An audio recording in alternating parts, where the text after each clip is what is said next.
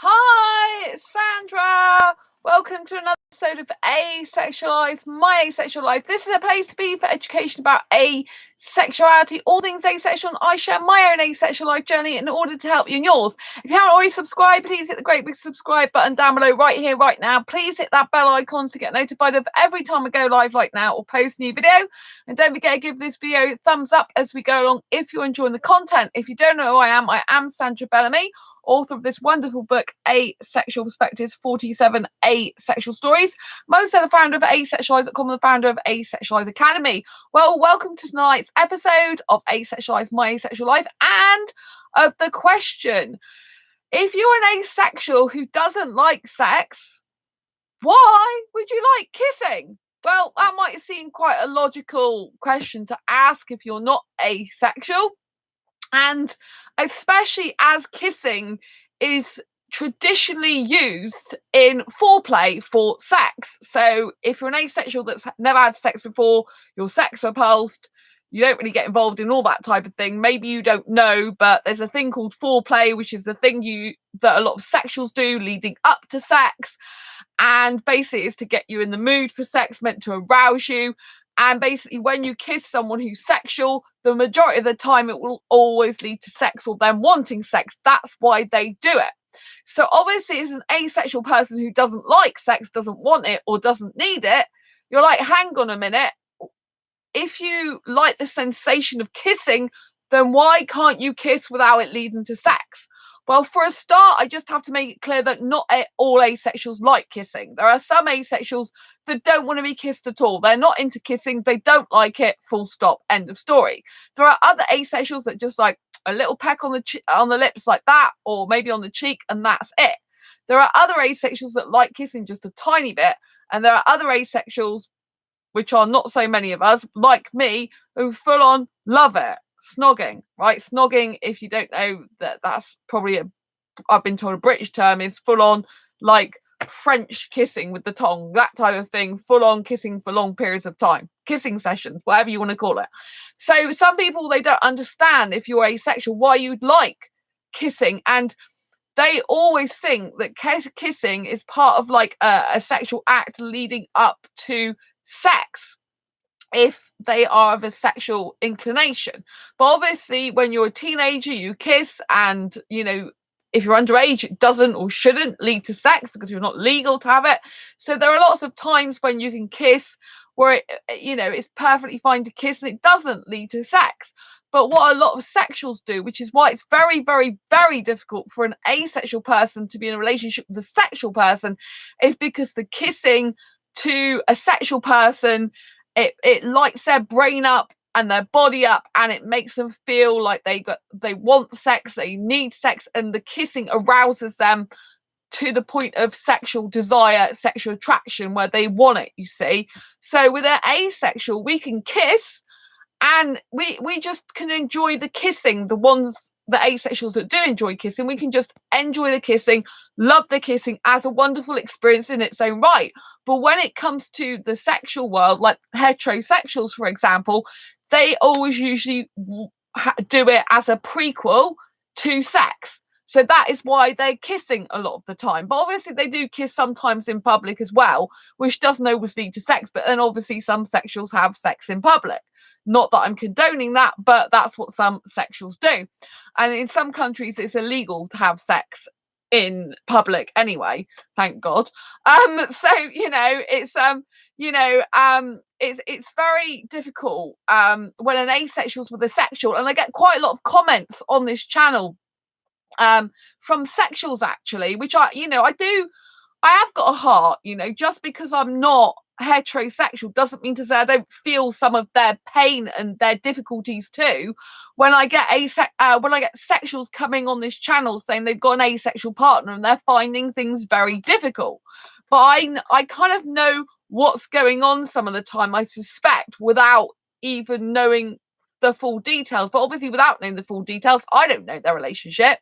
And there was recently a sexual person that came on to this channel, and they said that after the partner had been with them a while, that they'd lost all interest in sex, after they basically got married. They're not interested in sex. Their partner doesn't need it, and they feel a bit neglected and I guess rejected. And it's hard. I have to, like, I've got a heart. I do care about people, and the people that are not overtly sexual, as in not just having sex for the sake of sex and because they're strongly sexually driven, the ones that actually need sex as part of a relationship but try to be accommodating to an asexual and try to understand us, and they didn't realize their partner was asexual, so they feel all of a sudden this abandonment, this rejection, this disassociation from their asexual partner. I have got a heart. I can understand it, because obviously as an asexual person, if a sexual person can't love me without sex, then I experience some of those feelings. I feel rejected. I feel disassociated from them. I feel that they just want me for the sex, and that's not nice. And the thing is, when asexuals are in relationships with sexuals, a lot of the time, if always the sexual is instigating kissing as a means to get sex, that is when the asexual will withdraw into themselves. They will stop kissing their partner a lot of the time. They will stop being affectionate to them, because if they categorically don't want sex, or it scares them, they don't like it, it makes them uncomfortable, then they will withdraw the rest of their affection, because every time they kiss, they know it's associated with leading to something, the sex that they don't want. And that, I feel, is a big, huge issue for sexuals that come onto this channel. They don't realize, they're like, well, they don't even want to kiss me anymore, or cuddle me or hug me. And from an asexual point of view, I'm thinking, well, of course they don't, because if they think every time you go to kiss them you're going to want sex with them and they don't want it, they're not going to kiss you, are they? Because they're not going to put themselves in that position. They're going to think they're being unfair to you, and they're not going to want that feeling. They're not going to want that unsafe feeling. That's why I personally really want to find an asexual for a relationship that loves kissing as much as I do, because a lot of sexuals, once you kiss them, like in the past, I've kissed a guy for 5 minutes and he's wanted sex with me, But there are a few sexuals that can kiss for hours without it leading to sex. But I think those are few and far between. I don't necessarily think they could keep it up month after month, year after year. Do you know what I mean? Going out on one date or having a boyfriend for a short period of time and them doing that's not very much, do you know what I mean, in their whole life. So maybe for all time they can do that, but I don't believe that a sexual person, unless they're very low sex drive and really not that interested in sex, could actually do that for a long period of time. And just like sexuals need to have sex in a relationship, quite a lot of them, I need to have kissing in a relationship. So also, because I need kissing so much, that is how I can be a bit more sympathetic to sexuals who need sex. Because although I wish there was more sexuals who didn't need sex, right, I can't change the fact that I need kissing so much in a relationship. Just like there'll be certain asexuals that need cuddling all the time in a relationship. If they don't get their cuddles, their physical needs are not being met. Just because those needs aren't sexual, they're not intercourse, doesn't mean to say they haven't got physical needs. Asexuals do have physical needs, and sometimes in a relationship, especially with a sexual, they cannot be met sometimes, a lot of the time, because if a sexual person does want the kissing and the cuddling to lead to sex, an asexual will again withdraw their wanting to do that because it makes them uncomfortable and they just want the cuddling, And so the dynamic between a sexual person and an asexual can be very, very, very difficult. And I think asexuals go in more with a more practical mind, but then we can fall in love. It's only natural for us to fall in love, and as we are a recorded 1% of the population, 1 in every 100 people, we are more likely to experience love with a sexual person, quite in terms of like chances and opportunities. And that's when it becomes difficult, because I don't think an asexual should compromise themselves and do things they don't want to do. I don't think anyone should be in a relationship doing stuff that they don't want to do. There's compromise, which is like a bit of give and take, and there's compromise as in compromising who you are as a person, what your sexual orientation is, making yourself feel uncomfortable, to me that's not compromise. To me that's more like torture and self-abuse, you know. And it's horrible, because I need to speak out, because there are some asexuals that are very depressed and suicidal, that because they're with a partner who wants sex and they can't give it, or they're trying and it's really uncomfortable. And to be honest, it's best not to be in a relationship like that, however much it hurts you in terms of emotionally. It's far better for you to be single and not keep hurting yourself, because a relationship like that is not doing you or the other person any good. You know, there's only so many months, years time that you can carry on like that. And if you're both not happy with it, it's best to split up and try to look for someone who is more compatible. Is it easy? No. Have I found someone yet? No. I've been on asexual dating sites since 2014. But, you know, there's a lot more things that come into play with my needs than some people. You know, I don't want to live with someone, which is very rare for a romantic asexual person. I don't want marriage. A lot of asexuals want marriage. So just because I haven't found someone yet doesn't mean to say you can't, because I've got very specific needs. You know, I've lived on my own for years. I don't need marriage. I used to be liking that. I don't like it at all now. I don't like the concept. I don't like the idea. You know, I've lived on my own for so long, so I'm very, very independent. I like my own place, you know, but at the same time, I'm super romantic. So it is hard, you know. I find it most difficult when I do get the urge to kiss, because obviously I don't get the urge to have sex, but just like a sexual does if they're single, they do get the urge to have sex. I do get the urge to kiss. I get into sometimes I get the urge to kiss strongly, and it's like a real kissing need for me. And I'm like, I can't satisfy that need other than kissing myself is about the only thing I can do with myself. Do you know what I mean? It just is what it is, because I can't just kiss anyone. Unlike someone who's got sexual desire as opposed to sexual attraction. So sexual attraction is when I look at a person and think, I want sex with them. You know, specifically them, you know, I get the need, urge, or want to have sex with them. I feel a sexual pull towards them. Sexual desire is when you desire the sex in and of itself. But with me, although I desire the kissing itself, I have kissing desire. I can't just do that with anyone. I have to be highly aesthetically attracted to them to be able to do it. So hi Heather, nice to see you. Love you. So you know, so just because I'm asexual and I don't like sex doesn't mean to say I don't like kissing. And I think it becomes very, very difficult when you are an asexual that's very romantic that likes kissing. I know there's not just me. There's a friend that I've got in USA, and we message quite a bit actually. He messages me quite regularly, and we're just friends. But he does like older women, and I do like younger guys. So, but he's in another country and he's interested in someone else, so that's fine. But we do chat regularly, and you know, it's very, very difficult. He understands because he's very similar to me actually in terms of asexual needs, and he said, you know, he agrees with me. It's very, very difficult as a romantic asexual. If you're aromantic, right, an aromantic asexual doesn't experience romantic attraction, so there is not that romantic drive there. There's not that drive about them saying, I really want a relationship, I really want to kiss, I really want to cuddle. But there might be a strong desire to have a platonic relationship.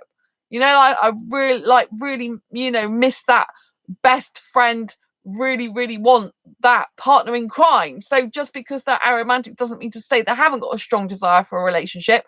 With a romantic asexual, we've got the strong desire for not only relationship, but all the kissing and the cuddling and the romantic stuff that goes with it.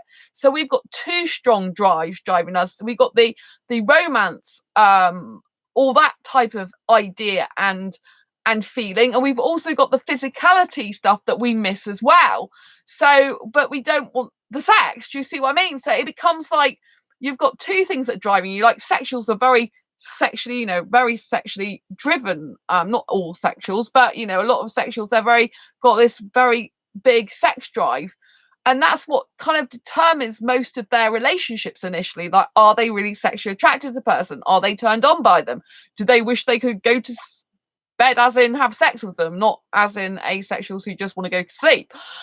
You know, so that's how they're driven. But when you're in asexual dating and you're looking at an asexual relationship, we look at all the other stuff that the sexuals usually overlook. So we're looking at the practicalities of, have we got hobbies that are similar? Have we got interests that are similar? Have we got future plans that are like each other? All the things that sexuals should actually be thinking about, right? But asexuals have the space in their head and the space kind of, because they haven't got that sexual energy to be able to think about this stuff logically more. And so when you're talking to asexuals, you're very much having a conversation about what hobbies and interests you like, but you do talk about physical compatibilities. But I think asexuals talk and discuss about physical compatibilities and kissing and romance a lot more than sexuals do. And I think in some ways that's why we find it hard to get a relationship, because we don't just jump into, in general, we don't just jump into a relationship with someone because we're thinking about all the other things a lot more logically. Whereas a sexual person, they just jump in with both feet first because of the sexual attraction, you know? And in that way, hi, my life, nice to see you. Lovely to see you. I'm talking about kissing tonight and differences between asexual and sexual. I'm saying that I find a lot of people are coming on this channel, not just asexuals, but I get some comments from sexuals who do watch this channel, which is nice. They're educating themselves about it, and they have asexual partners. And you know, the comments that I get quite a lot from sexuals is, you know, their partner doesn't want to have sex with them, but the asexual partner doesn't want to kiss them or cuddle them anymore. And I was trying to explain that's because asexuals know usually that with sexuals it's a prequel to sex. So when we kiss a sexual person, usually for a sexual person it means, oh good, I'm getting them in the mood for sex, I'm feeling in the mood for sex. Do you see what I mean? And that's how it all leads on, and that's why it's very, very difficult unless you stipulate boundaries in the beginning. That's why it's so important, if you're an asexual who gets with a sexual, that you're upfront about your asexuality. The amount of people I see in groups going, that are asexuals, in asexual groups, saying, well, when should I tell this person I'm interested in that I'm asexual? You should be telling them up front before you ever get into a relationship, because otherwise you're just like gonna have so much emotional pain and heartache when you're not compatible. You know, cut to the chase. I'm asexual. If you don't like sex, I'm asexual. Don't like sex. If the person wants sex and you don't, then they should leave you alone. I used a ghost radar app to talk to my father. Sorry, off topic. And yeah, it's sad that people think kisses and making out leads to sex and stuff. Agreed. Said it before the relationship. Yes. Thank you, my life. Thanks for the thumbs up. Whoever gives me thumbs up, I love the thumbs up. It's really helpful for this channel. And it's so important, my life, because, you know, a lot of asexuals are like, oh, so worried, like, why should I tell someone about my sexuality? Because if you are in a loving, happy, healthy relationship or wanting to get in one, honesty and communication are the two most important things. If you can't be honest and communicate effectively that you are asexual in sexual orientation, which is very different to, for example, a sexual person, a heterosexual, bisexual, pansexual, homosexual. Do you know what I mean? If you can't explain that and be honest and open, how on earth are you going to have a very successful relationship going forward? It's just going to be rocky. It's going to be up and down. Indeed, honest communication is so important. Exactly. But all the time I see it in groups. Oh, I like this guy. When should I tell him I'm asexual? I mean, you know, why waste your time? Cut to the chase. Like they say, oh, well, I'm introverted, I'm too shy. Well, I'm sorry, whether you're introverted or shy or not, you need to be honest and open. It's communication. There are a lot of introverted people that do business, actually. There are a lot of introverted people that speakers on stage. In fact, I used to think that most business people, speakers on stage, which I'm connected to a lot of speakers around the world, and connected to a lot of entrepreneurs, you know, I used to think a lot of them were extrovert, but I was mistaken. I found that the majority of people who do business, speak on stage, are actually primarily introverted, and they have to like push themselves out of their comfort zone all the time to do this speaking. They have to change how they behave in order to succeed in that. They have to change their mindset. They have to get out of their comfort zone and change their ways, because otherwise they won't live their dreams and they won't do what they want to do. So it's no good going through your whole life saying I'm shy and introverted and not doing anything about that. Right? If you're shy and introverted and you can't tell a sexual person the truth, then don't be with a sexual person. That's all I can say. But what's going to happen if you get to be in a couple, right? And one of you is out about being asexual and you want to keep it quiet? How's that dynamic going to work? Because the person that's out about their asexuality is going to be out to their family about it, going to be out to their friends about it, going to be out to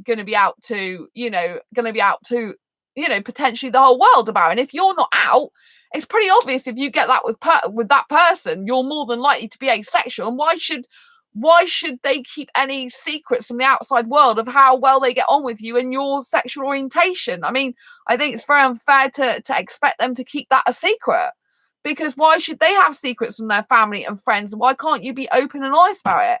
Get courage to step up. Exactly, my life. You've got to get courage. I mean, there's so many people that I see in groups all the time. They're just so, I understand that not everyone's like me. Not everyone's extroverted. In fact, most asexuals aren't extroverted. But at the end of the day, you still have to get on in this world. You still have to like my life says, you still have to step up to the plate. You have to become someone you aren't to be able to thrive, not just survive in this world. Started Pride Club today. Oh, wow. My life, you're doing so well. Whoop, whoop. Is this Pride for all different types of LGBT plus QIA people, or is it just a sexual Pride Club? I'd love to know. So, but yeah, I just think, it's a shame that sexuals do, like kissing, all LGBT plus. Oh, that's nice. Was that where you're studying? Are you at school or college? I don't know what they call it where you are. So yeah, that's really, really good. Congratulations to you. School. Wow. Are you in the USA? Is it USA you live, my life? I can't remember. I'm sure you probably told me before. My brain is not always yes, I thought you were. So yeah, well done you. That's good. You see, taking the bull by the horns, as it were, as I like to say. It's really, really good. It's really, really good. So if someone's watching this channel now and they are basically thinking about being with a sexual person, I urge you to tell them the truth about your asexuality, and sometimes asexuals come up with a thing, well, people don't say to people, people who are sexual don't go around talking about their sexual orientation, so why should I go around speaking about mine? But people who are sexual are always, the whole of society is always shoving their sexuality down our throats. We all know about sexuals, from the TV adverts to the the makeup adverts, the clothes adverts. Everything is sexualized. So maybe everyone doesn't go around going, I'm heterosexual, but they do. Even if it's not like saying those exact words all the time, they do talk and push their sexuality all the time, consistently, day in, day out. It's in all the TV programs, it's in all the films, it's in all the advertising. They are constantly promoting their sexuality. And it's up to us to speak up. I want to find an asexual ghost. Sexual people flaunt sexual stuff. Exactly. And there's no reason why we should be proud to be asexual. If we keep quiet, we are not doing ourselves any favours, and we are not doing the generations going forward any favours, because the more we keep quiet, the more people will get into sexual situations that are no good for them. They're no good for them. They will get into situations where they're doing stuff they don't want to do. And it's because of this kind of like that sexuals are hidden a lot of the time. Sexuals are quiet. They're in the closet, as it were. They're not saying about their sexuality. It's because of that a lot of asexuals are getting into positions with sexuals that are no good for them, that are very dangerous or harmful to them in some ways. Maybe not necessarily always physical, but mentally and emotionally, because it's making them in positions that they don't want to be in. They're uncomfortable. So you should always tell people that you are, if you're not interested in sex, you should tell them that. And especially if you're going to do kissing situations, if you want to kiss a guy, if you meet a guy and you go out and you're like, I really want to kiss them, right? And you know, you have to make it clear before you kiss them, I don't want sex. I love to kiss, but I don't want sex. You know, be proud. Exactly. Besides, people get attracted to confidence. The more confident you are about your asexuality, the more attractive it will be to them, even if they're not asexual themselves. I mean, obviously, some sexuals might not believe you, because I've had some sexuals and you tell them and they're still not getting it. Do you know what I mean? It's like they you know, because they've never heard of it before. A lot of them, you know, they've never heard of it before, so they just don't know what it is. You know, it's like that guy when I went out clubbing this week and he started talking about dildos. I'm thinking, I've just told you I don't like sex. He's like, no problem, I can use a dildo. I'm like, but I didn't say I wanted a relationship with you. Why would I even want to know what you do sexually? I wouldn't. Do you know what I mean? He was too old for me anyway. I don't like old guys. But yeah, but you know, so I think, you know, as well, that it would be good if any sexuals are watching this to not assume that everyone is heterosexual, because that is the assumption that sexuals keep making, that everyone they come across is heterosexual. But there'll be bisexual people, for example. Do you know what I mean? There'll be pansexual people. That if you're traditional heterosexual and you're not open to other sexualities, not even thought about other sexualities, how do you know that the person you're not dating or in a relationship with doesn't get attracted to other genders too? You don't, unless you've asked them. Do you know what I mean? So, you know, now instead of me assuming that some people are heterosexual, you know, I always ask people, you know, because obviously before I knew I was asexual, I knew there was gay people and bisexual, but I didn't really know about pansexual people, if I'm honest. And I didn't really know about the different types of genders, like agender. I didn't really know about gender fluid. I don't think I knew about non-binary. I didn't know about, but I know some people that were trans gender and gender fluid. Exactly. And I know some people that are transgender. I know you're gender fluid. And I knew some people that were cross dressers or transvestites and people like that, but I didn't, you know, like, since I found asexuality, I've been on this journey. I've learned lots more. Gender queer, I'm sure there's a lot of terms, and that's one thing that I don't personally like about me is, well, not me, but if anyone says it about me, like, I don't consider myself as queer myself. Do you know what I mean? I don't mind that term for anyone else, but I personally don't. You know, some people will start saying, oh, if you're asexual or queer, I'm like, well, I don't class myself as queer. To me, I'm just like asexual person who doesn't want sex, doesn't like it, and I think that's perfectly normal. It's normal for asexuals to not want that, so there's nothing queer about it. Do you see what I mean? So I don't actually, you know, I personally don't relate to the word queer. It's not in my vocabulary, not something I associate with. That I'm here, I'm queer, let me laugh out loud. I know that, you know, most people like the word queer, which I have no problem with other people liking it. It's just personally for me, I don't like it for me, but I never associate it with me, because to me, I'm just normal, asexual. And I think that's the thing. People seem to think that asexuals are abnormal. We're not traditional, we're not conventional, but we're different, and that's fine. And if you don't like sex, that's perfectly normal for an asexual. It's perfectly normal for the sexual orientation. I consider myself technically queer because I'm pan-romantic. Yeah, I understand that. I think it's probably because I'm heteromantic. So I'm like a straight asexual. But when I say the word straight, people confuse that with me saying I'm heterosexual. But so a lot of the time now with sexuals, I say I'm hetero asexual, not heterosexual. So that's how I term it a lot of the time and I get attracted to guys romantically, but not sexually. So when I'm discussing it, I'm talking about it, like even in messages to some guys, I say that I'm hetero asexual, not heterosexual. And then because they can see that the word's different as well. And then I say I get romantic attracted to guys, but not sexually. And I can say I'm in a gay relationship since I identify close as male. Yeah, I remember you saying. I think that's why I get on so well with you as well, because I really get on, in general, a lot of, I mean, Heather's wonderful on here. Heather's obviously female. She's lovely. And I have got a female best friend who's not asexual, who's in my country as well.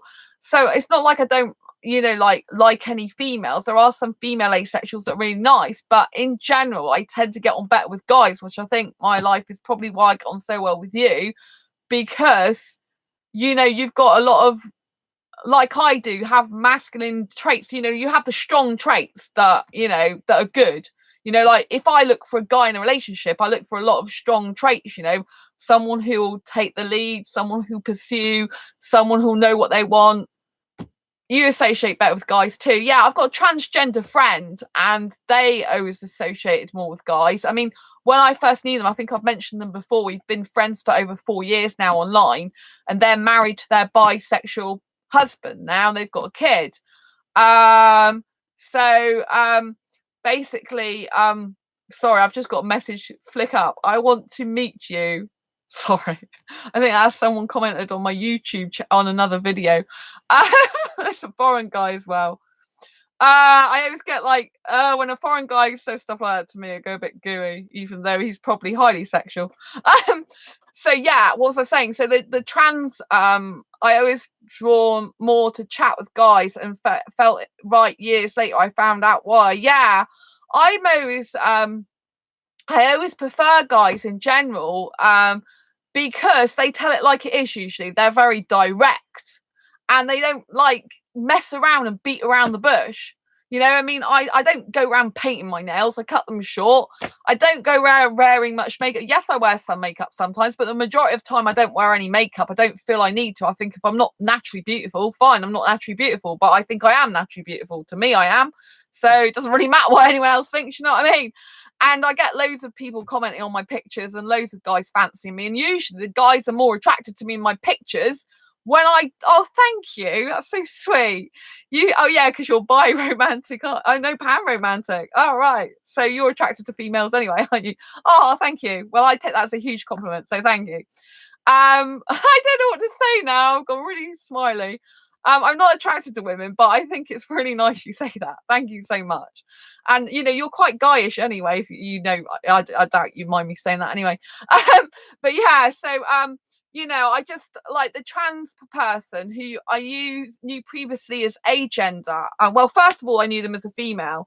Then I knew them as agender, and then I know them as trans now. And so when I was talking to them, I always got on really well with them because they were always like a guy ever since. Even though they first identified as female when I very, very, very first met them, they started pretty much telling me about them being like a guy from when I first met them, and so I've always got on really, really well because they're a very strong person.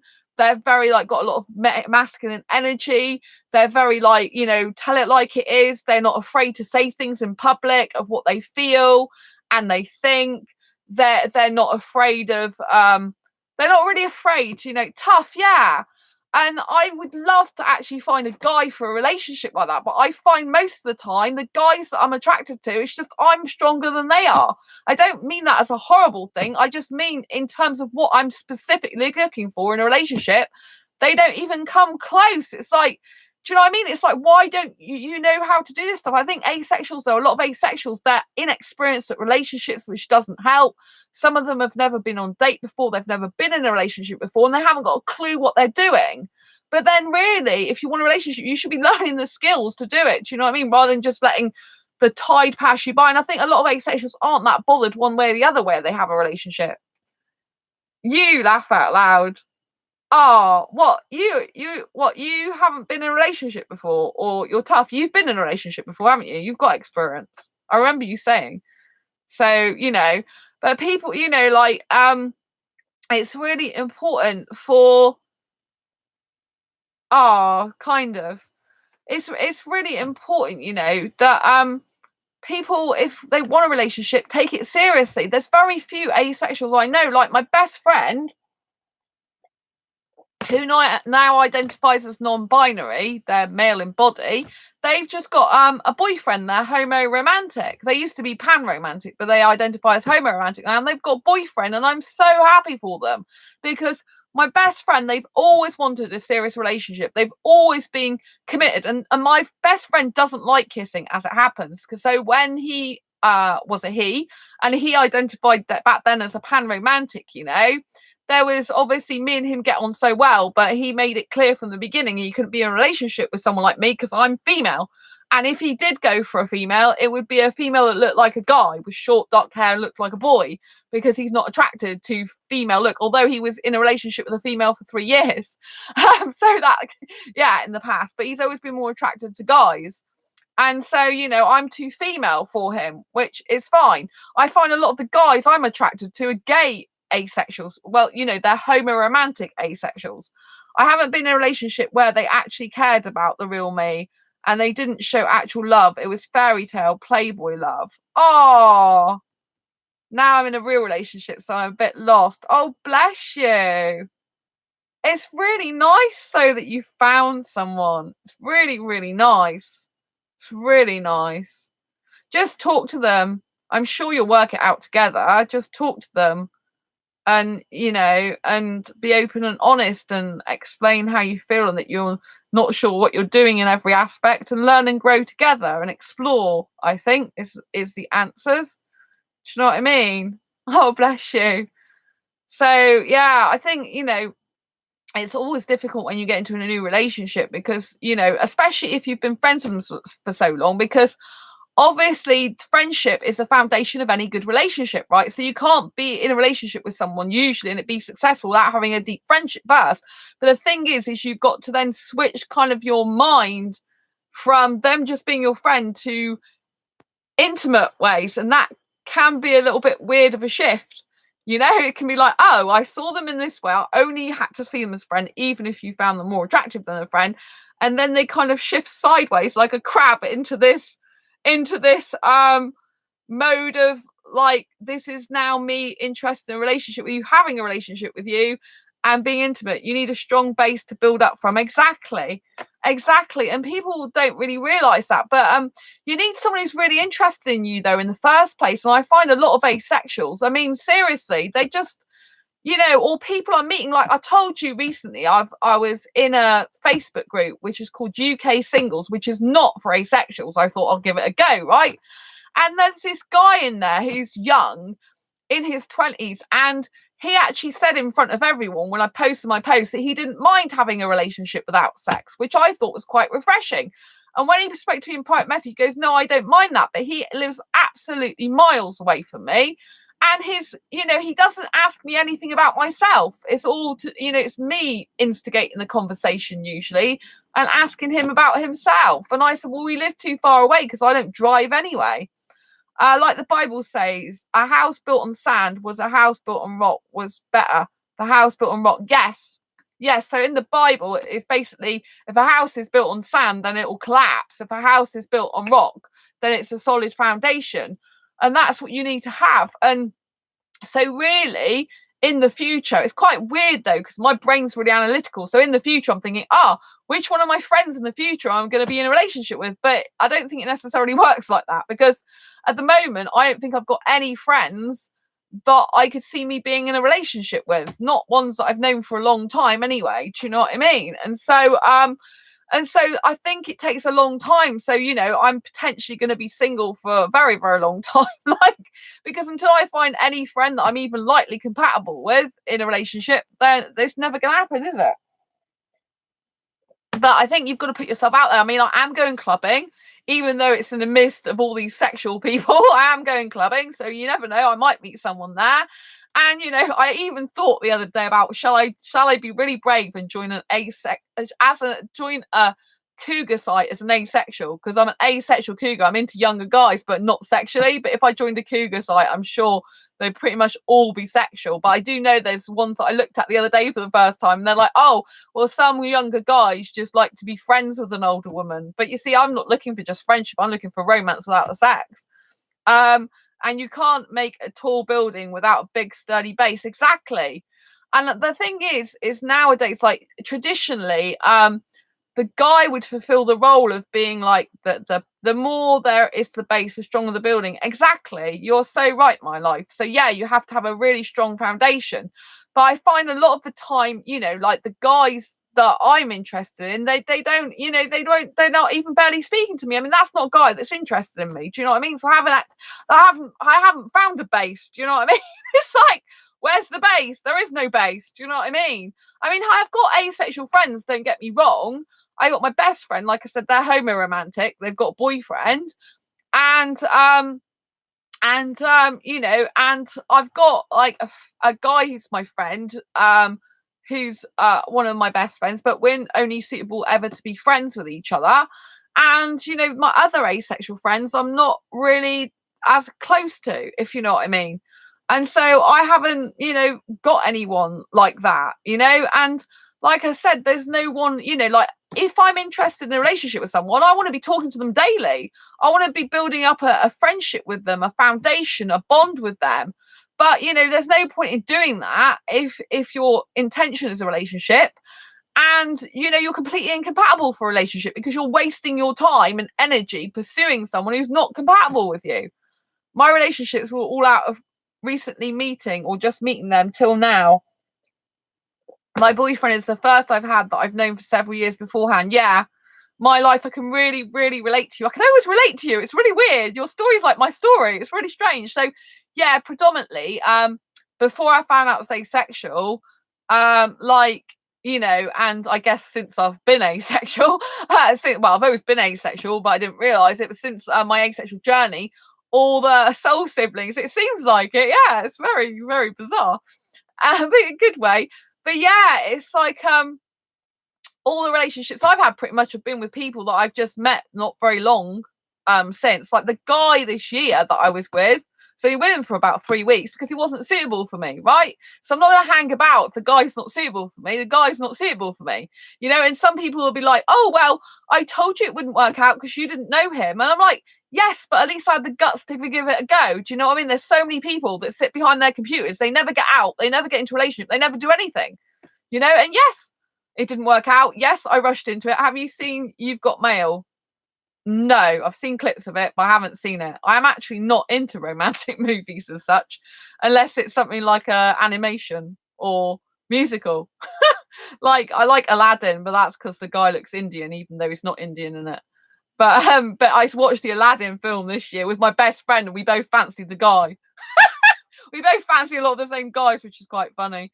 So yeah, but no, I haven't seen You've Got Mail, but I've heard it's quite good. But no, I haven't seen that. But yeah, so but you are absolutely right about relationships. I mean, you usually, yeah, my relationships has mostly been with guys I haven't known very long. So the guy this year, I think I only knew him for about a week before I got with him. But you know, when you're got all this romantic feelings going on, oh, this is the right person, and he seems so nice. But obviously, when you don't know the person, seeming really nice and the reality of it is two different things. It was nice for a very, very short time. Sleepless in Seattle, no, don't watch any of those type of things really. I've got 2 movies that I haven't watched for ages, which are very romantic. City of Angels. It's when one person's dead, the other person's alive, and they're in love with like a dead, like an angel person, not dead as in a bad dead person, as in an angel person. City of Angels, I've got that, but I haven't seen that for ages. And there's another film I've got, a love film, but I haven't watched them since I've been single. I haven't watched them for years. You know, I don't really watch love movies. I really don't. Yeah, I watch superhero movies. Like I am like a guy in that way, in the sense that I love action movies. I love superhero movies. You know, I love the like, rah, rah. Like the, you know, like I like Iron Man. He's my very, very favorite character. I like Overboard. It shows true love, surprisingly. I haven't seen Overboard. No, I mean, like, if I watch superhero movies, like in the Spider-Man Far From Home that I saw, you know, like, obviously he likes MJ, doesn't he? It's MJ, is it? Is it MJ, or is there another character before MJ at the moment? Is it MJ? But MJ's Mary Jane, isn't it? But I think she's the girl in it's called MJ now, isn't she? Or she's called something else. I can't remember. Anyway, it's a girl he likes, you know, he's finally got with, hasn't he? And that to me is like a really nice love story. but that's how kind of I watch, you know, that's how kind of it goes with me. Like if there's a romantic thread through a superhero movie, and I also like kids movies. And I'm like two different people. Like I'm like a guy, business guy person. I'm like a girl, princess, kid film person. I'm like two personalities in one. I'm not split person. I just have two personalities like mingled together, like guy, girl.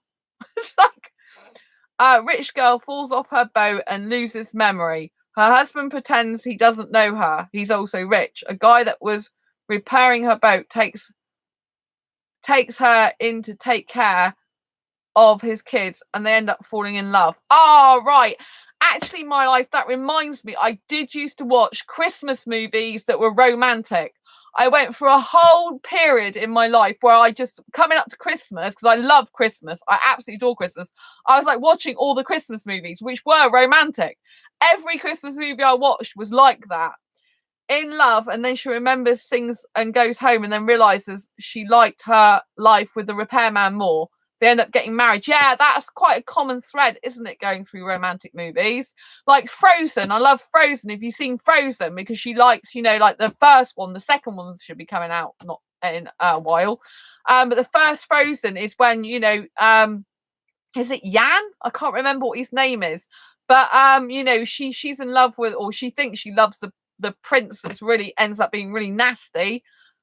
Richard's Aunt Happiness family is, yeah. And you can't choose your family in terms of blood, but you can choose your family in terms of friends and who you love. And I feel like I've got, you know, my family, my blood family, my parents, which with my angel, because they look after my baby girl angel guinea pig, Sven. That's it, Dennis. Oh, hello, Dennis. Lovely to see you. Thank you for coming on here. Yeah, Sven. Yeah, so basically I do like that type of idea when you know, I was saying, oh, I feel like you're my family as well. My online family, my asexual family. So yeah, Sven. Yeah, that's it. So yeah, she realizes that a guy who's the prince is betrayed her, and she finally realizes that Sven, is that how you pronounce it, is, you know, the one she's meant to be with, doesn't she, at the end of the film? I'm not sure if they're carrying on that storyline the second movie. I don't know, because the second movie is meant to be out, isn't it? I'm not sure when though. I ship it. You ship what? You ship what? The video, the videos of it, the second Frozen, or what? I don't understand. Ship what? And I better be careful because I'm saying ship, SHIP, nothing else. But yeah, so I see, you know, like a lot of women as well, traditionally, they want a guy who's really rich and has shed loads of money. But to me, that's not Sven and Anna. What does I ship it mean though? Sven and Anna. Yes. I hope they get together and stay permanently together. We go, because they did get together, didn't they, at the end of the first film? I hope they stay together, because that's the thing. They sometimes change the storyline. Think they're a good couple. Yeah, I think they're a good couple as well. And you see, I'm not interested in someone who's really, really rich. Do you know what I mean? That doesn't really attract me, but not in terms of money, but it does attract me if they're rich in terms of their mind, if they're creative, if they're intelligent, if they want to develop and grow themselves. Do you know what I mean? And change their life, right? So you can get people who are rich in terms of having lots and lots of money, but you get people that are rich in their mind, in the way they think, in the way they create things, and the way they do things in life. That's what personally attracts me. You know, I get intelligence attraction. You're rich spiritually. Exactly. I'm really spiritual as well. So I didn't actually know I was spiritual until I mentored a spiritual coach. So that was quite interesting. That's how I found it out. And he was asexual. Well, he said he was asexual when I met him. I'm still a bit not sure about that one. But yeah. So yeah, but yes, a foundation of a good relationship is always based on friendship, and then from the friendship it grows upwards. Because the thing is, if you get into a relationship, which I have experience of, get into a relationship quickly, which I'm sure my life has experience of as well, is that you can't really trust the person. And so kind of like it's always going to be doomed to fail from the start, because if you can't trust the person because you don't know the person, so you shouldn't automatically trust someone you don't know in all aspects, because you don't know them, right? And then, and then obviously if you don't trust them, then you don't know what they're like as a person, you don't know what they're like in terms of background, you don't know anything about them, then that's not a strong foundation. That's like a crumbly, wobbly blancmange foundation. And so therefore you can't end up necessarily in a relationship like that's going to be successful. Usually it won't last long. That's why most of my relationships haven't lasted long in the last few years, because I haven't really had a relationship. I had one relationship this year that lasted 3 weeks, but the guy does have what can I say, mental health problems, which I already knew about before I got into a relationship with him, but there was a lot more to it than I knew about. So yes, so I don't have a problem with people with mental health. I could technically be with someone with mental health difficulties, because like I said, I knew he got them, but there's mental health difficulties, and there's things that I didn't know about him that were no good for me personally. Jesus was asexual. Well, that's what I say. Because Mary was a virgin, wasn't she? So do you know what I mean? So it's like I don't know if it makes Jesus asexual, but it makes the relationship asexual, doesn't it? In terms of she was a virgin.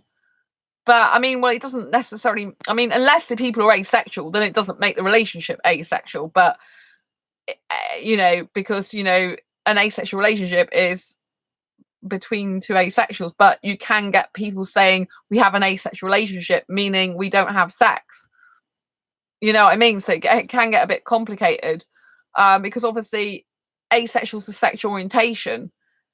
So if an asexual person was having sex with a sexual, they'd be having a sexual relationship. If a sexual person is with an asexual not having sex, and they're not having sex with anyone else, then you could say that is an asexual relationship, but it's not in the sense that both people aren't asexual. Jesus wasn't interested in anyone, and sure, the religion thing can come up, but I personally think he was asexual. I'm not really that religious. I'm more spiritual than religious. So I believe in God. I believe in Jesus, but I don't really talk to Jesus. I only talk to God. Because I don't believe in the Holy Spirit. If we're getting into religion, I don't really get into religion because, I'm one of my best friends atheist, I'm not really, I don't, I'm not really. Oh, you visited heaven twice. Wow. Wow. So you've been reincarnated then, I'm guessing. So, wow. To me, Jesus is God's firstborn son. And no. Oh, right. Okay. Yeah, I always talk to God. I don't go through Jesus. And if we're getting into religion, my personal thing is Jesus just sits next to God, and I just talk to God all the time direct. I've always been like that. You visited twice as human. Wow. But when we're reincarnated, we kind of are human from a previous life. I probably was there long before. So when you're reincarnated, you are a human usually. Well, you could have been an animal or something previously in a previous life. You come in this one, and some people can remember their past life, what they lived before, especially if you do past life regression or go and see a spiritual person who reveals your past to you. I don't go doing that, but I know I've been here before. Once after my grandfather died, I got to say goodbye, and then once after my dad died too. Wow. Yeah, it's very spirituality is a big topic, I'm spiritual, but not in exactly the same way. Well, I don't wish to see people who are dead, put it that way. I had problems. Well, I didn't have problems. I had things going on when I was younger that I didn't want to happen anymore, so I stopped them happening. So I don't want to see people. I personally don't want to see people dead. I see them in my dreams sometimes, but I don't want to see them. I don't want, so I choose not to do that, if you know what I mean, because I'm not going to go into it on this channel, but I had things in my past that I used to see and happen, and it made my life really difficult. So I chose to stop that and be in control of it, because it wasn't good for me. It's like everything I was doing I'd already done, and I'm guessing I've been there before, but only visits. Then again, I might have lived there in spirit. I still can't remember all of my past.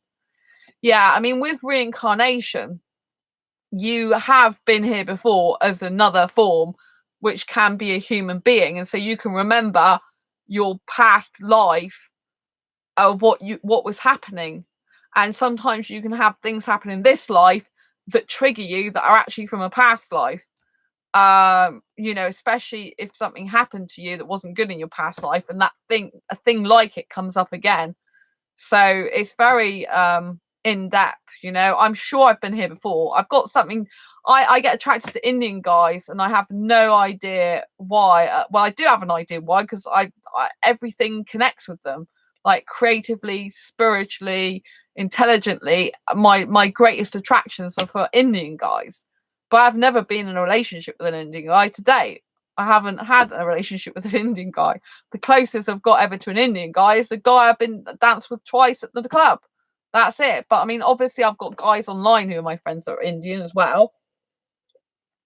I've got one I've been with friends for a long time, and he thinks we're spiritually connected somehow. But he's not asexual. But I don't know him that well, I don't think. But I think I know his heart, but I don't really know him as a person. So yeah, we're getting very deep tonight, aren't we? We've gone from kissing to talking about spirituality. But yeah, but there might be a link, because obviously, if you want to kiss someone and you don't like kissing many other people, then you might have kissed that person in a previous life. You never know. Darker skin is attracted to me, even though my boyfriend is light skin like me. Yes, I get very, very attracted to coloured skin. I think it's so beautiful. Apart from the guy this week that was at the club, that was an older guy. He was like South African, so he had really dark skin. Now, I've been with a guy who's I think he was from Nigeria before and had really dark skin.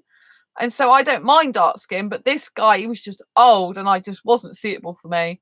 He like had grey hair, and this. I was like, and to be honest, these guys that I met, he told me were his friends. One of them afterwards said that he was his brother, but sometimes they call each other brothers and they're not really related. His friends were better looking than him, to be honest with you. You had a boyfriend from Delhi, India? No way. You're so lucky. Well, were you lucky, though? That's the thing. I mean, not all. A lot of Indian guys, I tend to find they're either really highly sex driven or they're the opposite. And but most, they're asexual. But yeah, even the asexual ones, I still find quite a lot of them are on the more sexual end of the spectrum. But yeah, so you're so lucky in a way, but then not if they weren't. He was loving, but didn't understand my aceness. Yeah, that's the thing. I mean, I knew. I mean, thank God he's married now. I have a friend online for years who's sexual, but he's so sexual. I mean, he's heterosexual Indian guy, but he's like a hypersexual. And he used to say stuff to me that wasn't really appropriate, but he's married now at last. So he leaves me alone. He's still friends on Facebook with me, but he leaves me alone, thank God. But he used to video, like put, straight away video message, like put the video on without me even knowing what he was doing half the time. And he used to sit there on the bed with nothing on his chest. And I used to say, oh, I like your bed covers. I like your bed clothes. Yeah, I like your wall, your decoration on your wall. Or I like he was outside with his top off once, and I said, oh, I like your plant pot. The pot of flowers. It's really nice. He's like, what about me? What about me? And, and it's like, well, I'm not interested, because I'm not. I said, well, you got a nice face, but that was it. Do you know what I mean? I wasn't interested sexually in him. So I feel like making more ace memes now. Oh, bless you. But yeah, it was just like so funny, really. But it wasn't some of the time, because he used to start saying about erections over me and stuff like that. I don't know if you get that at all, have guys saying that about you, but I have quite a few guys saying that about me, and I'm like, I don't know whether to take that as a compliment they find me so attractive, or to be so disgusted, because obviously I'm asexual and don't really need to know what they're doing down below. You can relate. I thought you might be able to do my life. I thought, because I think you're very similar to me in some ways, and I thought you sound like you've got quite a lot of guys that are sexually attracted to you in your past. And because obviously, if you've had boyfriends like I have in the past, and you got with them quite quickly, it's usually because they are sexually attracted to you, and you are feeling something for them, even though it's not sexual attraction. See, I still get really strong, powerful, romantic attraction, like chemistry, which is really strange because I don't experience sexual attraction, but with some people, like the guy I was with in a relationship with this year for only about 3 weeks, right? I had really strong chemistry with him. Like for him, it's probably sexual attraction, but for me, it wasn't. But when I was holding his hand, it was like when I was holding his hand, it was like electric. It was like really weird, beautiful feeling that like electric. It was really strange. Even though I wasn't sexually attracted to him, it's a very, very powerful, powerful aesthetic attraction and romantic attraction. I had one guy randomly text me and say I turned him on, and I blocked his ass because I wasn't up for that. Yeah. Cue the It's Electric song. I don't know It's Electric song. Mm. Now I'm spilling water down my mouth like a kid. I don't know It's Electric song. I'm always spilling water down my mouth. I don't know why. It's American. Oh, that's probably why I've never heard of it. But yeah, it's really weird. Like a lot of guys, they do that, don't they? Say that you about turning on, but I think it's like because I'm quite outgoing as well, because I'm an extrovert. I think guys think they can say what they like to me as well to a certain extent, but you know, it is what it is, isn't it? Really, it's really weird because you know, part of it you think, well, at least you're being honest and you're not just lying about it or hiding it. But the other thing is like, do I really need to know that? Not really. So it's really difficult. Do you know what I mean? But yeah, I find it with the kissing thing, going back to that, I find it very, very difficult because I do get kissing frustration. Like I don't get sexually frustrated because I have no sexual attraction to anyone whatsoever. I don't want that. But the kissing is really difficult. It's very frustrating. But like I said, I can't just do that with anyone. It's not like I can go grab someone and kiss them. So it's kind of like, you know, like sexuals sometimes say, oh, it's an itch I just have to scratch and want sex. Well, with me, it's a bit like that, but kissing, not sex. It's like I really need to kiss. I sort of start feeling sick sometimes because I need to kiss so much. It's like really, really weird. But I've only noticed that since I've been asexual. And it's because obviously I've been single for a very long time now, which I'm glad I've been single for a long time because I really do like my single life. But you know, I have dated. I mean, obviously I was with a guy for 3 weeks this year, not very long. And then I had a date with one guy last year, which I was kissing him for about 3 or 4 hours on the date. And he was older than me. No, he wasn't older than me in birth certificate age, but he was older than me as in terms of mindset, lifestyle, and everything else. I fantasize of kissing my boyfriend. What? I hope you've kissed him though now, haven't you? You're in a relationship with him. Is he into kissing or not? That's the thing, you see. I've got to get someone who's into kissing like me. I really have to, you know. It's like to me, like kissing's like a hobby. You know, like I don't want to rush it. Oh bless. Like to me, kissing, I love kissing like a hobby. It's like a favorite thing to do in a relationship. It's like, you know, like people list their hobbies and interests. Oh, I like video games and I like history and I like museums and I like walking, or I like, you know, like I don't know, I like science, or do you know what I mean? Or I like reading. To me, it's like one of my hobbies is like I like kissing. But I can't. To me, kisses should happen later in the relationship, not right away. Yeah, I know. With me, though, you see, I can tell if I'm meant to be in a relationship with someone just by kissing them. Just by kissing them. So even before I get with a guy, or the very, very beginning of it, if I kiss a guy and I can just tell if he's meant to be my friend or not. From my past experience, I know that. And I guess because I'm so kissing attracted that well, usually I get with a person and kiss them quite. Oh, you need physical contact, like hugs, holding hands, and cuddles. See, I prefer kisses, which I think I'm the only asexual in existence that I found so far that actually prefers kissing to cuddling. It's very strange. Like, and it's not very, it's again, that's not a very female thing, is it? It's not a very female thing for a female to want kisses more than cuddles. But I just like, it's like 3 or 4 hours kissing I like. Do you know what I mean? Like, I've got my one of my friends, they are hypersexual, not asexual, hypersexual. So they can have sex for like 3 hours with their husband, right? They can have sex for 3 hours, right? But, I'm asexual. I don't like sex. I don't need it. I don't want it or anything, right? But, I can kiss for 3 hours or 4 hours quite happily. And to me, time just like, where's the time gone? I didn't even notice it's that time. With someone I'm highly aesthetically attracted to and romantically attracted to and emotionally connected with, then it's like explosive kissing. For me, I need physical contact, hugs, holding hands, and cuddles. I do need holding hands. Like, if I'm in public, it's like I want my guy to hold my hand all the time. It's like, even if he's shopping, it's like, you can hold my hand and shop as well, right? I'm like, really, like, I like to feel connected all the time, because otherwise I think I may as well just be single. Do you know what I mean? It's like, well, I may as well be single, because I can kiss myself, and if you're not even willing to hold my hand, what's the point? So I do like cuddling. I need physical contact. Yeah, I like to sit on my guy's lap as well, theoretically speaking, because I haven't got a guy. Kisses exchange information to the other's body, like a job application. Well, yeah, but I think what I look for on asexual dating sites is like a job application.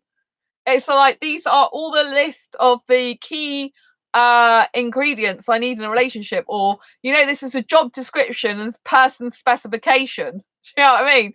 That's a bit like what it is when I'm dating, because it's like I have like a mental list of things, and on asexual dating sites I put exactly what I want, and I put a whole like A4 page of stuff, because I'm thinking, if any guy is going to be in a relationship with me potentially, they need to be happy with the fact I talk a lot.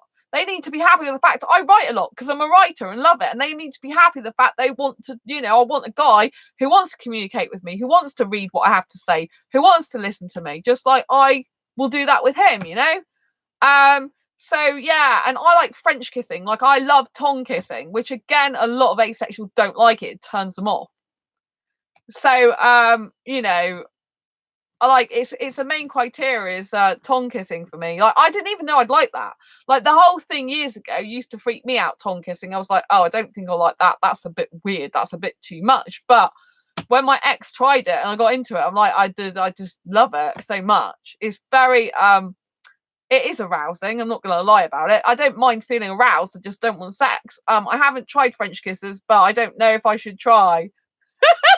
Well, if you're anything like me and like it a lot, you won't want to stop. That's the thing, I'm telling you. You're wary of French kissing. Well, yeah, I think you just have to make it clear to your boyfriend, because they're not asexual, that if you French kiss them, it won't lead to sex, because French kissing is much more arousing. And it's much more, well, for me, it's I have sexual behavior when I French kiss, because of my body movements and my breathing noises. Even though I'm asexual, I make more noise than a sexual person does usually. It's very weird. Like, I breathe when I'm kissing a lot. I breathe like I'm having sex, because obviously I've had sex in the past, but I know it's really funny, but I don't want sex. So yeah, with the heterosexual I dated last year and the previous year, I dated a heterosexual for 2 months. Yeah, he turned out to be a real psycho. So I didn't stay with him, or stay dating him. But yeah, it's like, when I was kissing him, I was making more noise than he was. Like, he wasn't making much noise. I was going on top, and I was doing all the work usually. Do you know what I mean? It's like, I do pretty, but a psycho. No, he was really a psycho. He ended up having a blade on him. So if you've not seen my previous video about that, but when I say psycho, I mean psycho. A security guard confiscated a blade he found on him. And when I said to him, who were you going to kill with that? He said, not you. So there you go. It's a very serious psycho issue. No, not just me saying it flippantly, like a lot of people go, oh, he's a psycho. They use that in language to mean he's not great, he's not nice, he's a bit weird. This guy actually was a psycho, and he believed that everyone should have implants in their brain. Everyone should have implants in their brain. So yeah, he was very, very, very, very weird. Very, very strange. And he started to tell me stuff like, you shouldn't trust me because you don't know me. but I'm the only person that didn't make him angry. And I knew he had anger issues when he was younger, but I found he showed me a picture of a book, and I'm like, well, what's the book? You told me you haven't got anger issues anymore. And it's an anger management book. So yeah, no, he was genuine in a psycho, because we went to the Ministry of Sound event in my country, and it was at a theme park, Fort Park, which I love going to theme parks. And so we went there, and we went it turned into a music, it turned into a nightclub thing later on in this part of the theme park. And it was a special weekend. We went away, and we had separate rooms, luckily. And when we got to the nightclub, it was horrible, because he said, oh well, I've got my phone on me, so if we lose each other throughout the night, it's fine, just give me a ring at the end of the night. I'm like, I've come with you, we're here together, not you separate from me. So that was really horrible, because all night he just wanted to separate from me, and clearly he didn't give a toss about me, and he was looking at all around him at the other women. He wasn't even paying me any attention. Do you know what I mean? He was looking over my head the whole time, and he was looking at there's other women around him. I could tell that him and other women, were sexually attracted to each other. I was like in the middle, and the woman was back of the head. He wanted to catch someone to abduct. I don't know what the hell he wanted. He was weird. He had psychological issues. I don't know what the hell he wanted, but basically, after all the clubbing, which I had several words with him saying, I'm not happy because you're just ignoring me. And so he was in a bad mood because I wasn't happy, but I thought, yeah, he seemed to think he was some sort of James Bond type person. I don't know. He was weird. And so anyway, yeah, when the whole lights had gone on, the security guard, this woman came over to him, and he knew her by name. And he said to her something. She goes, "Oh, something." I said, "How do you know her name?" And then I found out he got an object on him, a weapon. And I'm like, "Well, what weapon have you got?" And so I said, "Like, tell me. I'm not playing games." Glad the guy was caught. Yeah, but the trouble is, I had to go home with him. I had to go in the car back to the hotel, come to the theme park the next day, and then go home. Be driven home with him. But I was crying all the way back to the hotel because I didn't want him to hurt me. But luckily, he didn't hurt me, because he did tell me that I wasn't the one he was after, and that I didn't make him angry, thank God. But I mean, do you know what I mean? It's a horrible situation to be in. I was like literally going back to the hotel with my hand in my face, crying, just telling him, don't lock the doors, because he started locking the doors. I'm like, don't lock the doors. And I was just crying at the window, not looking at him. I think, don't speak to him. Then you can't provoke him. Don't speak to him. Don't say anything to him. Just go out to the hotel. And then the next day, he's like, nothing happened. I told you, he's really weird. You're like, oh, I'm at breakfast. Do you want to come down and get some breakfast? Very, very weird guy. There was loads of other stuff. 2 of my ex-boyfriends that I still talk to are in gangs. Oh my God. I wouldn't talk to them. I mean, it's up to you, but I wouldn't talk to them if they're in gangs, because you don't want to be associated with that type of thing. Do you know what I mean? I don't speak to this guy. I've seen this guy once when I was going for a job interview. He happened to be in the same building and came out and held the door open for me. And he goes, oh, it is Sandra, isn't it? I'm like, yeah. I seen you did date me for 2 months. You probably forgot, but he's into all women. He's highly sexual. He used to take women for meals just to have sex with them at the end of the 2-hour meal. Really bizarre. But yeah, I mean, personally, from an experience of someone else I know, they're both nice, and I know it's not fake kindness. Okay, it's up to you, but I don't think it's a good idea. But it's up to you, my life. You're a good judge of character. You know what you're doing. One of them hates guns and couldn't kill someone. But what are they doing in gangs? It means they're easily persuaded, doesn't it, if they're in gangs, and easily led? Do you know what I mean? I guess, I should have asked you what type of gangs they are, because obviously, there's different gangs of things. But, I just know someone who used to be with someone who wasn't a good person for them. And, yeah, I'm not going to say anything else anyway. They had to get away from them. That's all I can say. And something happened later on in their life, and it was a good job they got away from that person. I'm a kind heart and care about everyone. Yeah, I know, my life. I mean, I care about lots of people, but I care about myself more. That's what I've learned in life. I care a lot about a lot of people, but I care about myself more. So if I think that anything is going to be bad for me, then I'll have to let it go eventually. Do you know what I mean? But I mean, you know, you're not afraid. Well, it's up to you, my life. It's just that why are they in gangs? Do you know what I mean? What are they doing? If they don't like killing and they're in a gang, what are they doing in the gang? You know? I don't think it's about being afraid. I think it's about having self-love. Do you know what I mean? Like loving yourself more than other people. Like I didn't get this years ago. I would always be putting people before myself, but I don't do that anymore. I love a lot of people like in my life in terms of like the work I do, but you know, I always put myself first now. Like, you know, I had to do something really difficult this year, you know, with they have emotional problems and one has friends there. Both don't really do much. They just chill out with them. Okay. But it's sad though, isn't it? Because if they have emotional problems, then probably the people that are in the gang are taking advantage of their emotional problems. Do you know what I mean? Sad. But, you know, I understand that you want to be there for them. You know, hopefully they'll get out of it eventually. I think they've been taken advantage of by the sound of it. That's what happens a lot of the time, don't they? Take advantage of it, you know? So, yeah. But, I mean, my story just goes to show you don't trust people, innit? You saved one of them from suicide. Oh my God. But they need to get out of the gang. Do you know what I mean? The gang's no good. The reason they're in the gang is because they're obviously not getting the love, care, and attention that they need in other aspects of their life. Do you know what I mean?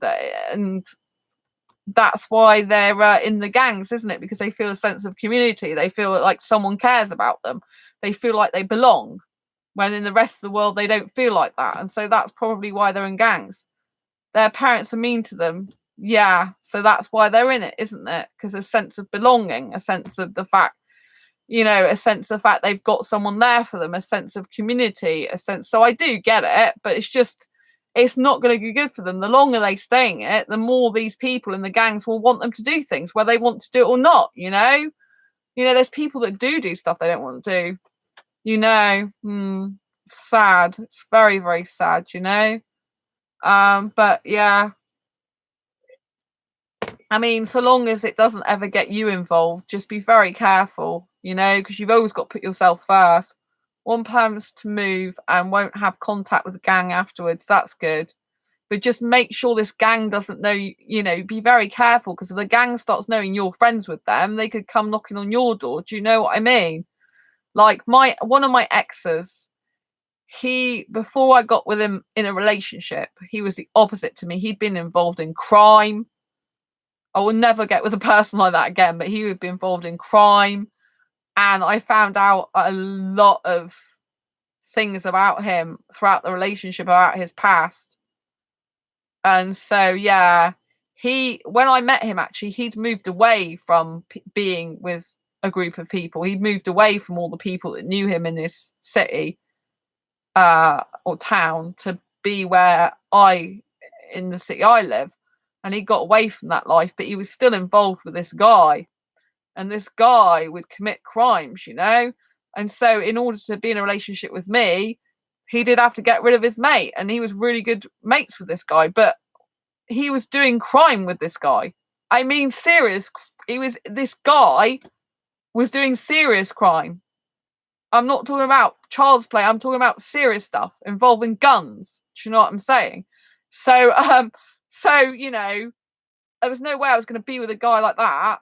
One is in the UK, the other is here, and that's the one that's here hasn't done face-to-face convo with me this year so far. It's only online, only probably to protect me. You have to protect yourself, my life. I know you think it's great to be kind to these people, but you want to keep yourself is the most important thing, and your boyfriend now. Do you know what I mean? That's the most important thing. Because I know I can't go into everything, but I've known people online even that have been in situations that you know, where people have been involved in stuff, and it's not good because if they link it back to you, they could come knocking on your door, and you don't want that, you know. That's why I personally try and get away from everything like that. You know, there was one guy when I was with my ex.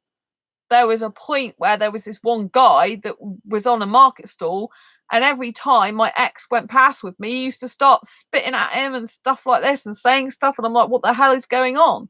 And that was all to do with his past. I mean, luckily a lot of his past was in another town. So and he changed his name and things, but you know, like I mean, I didn't even find out towards the very end of the relationship how much crime he'd actually been involved with in his past, which still was on his record, you know. And so I don't want to be like that again. That's why I won't get with anyone who does drugs either. I mean, he used to do drugs when I first met him. I'm not even sure if he.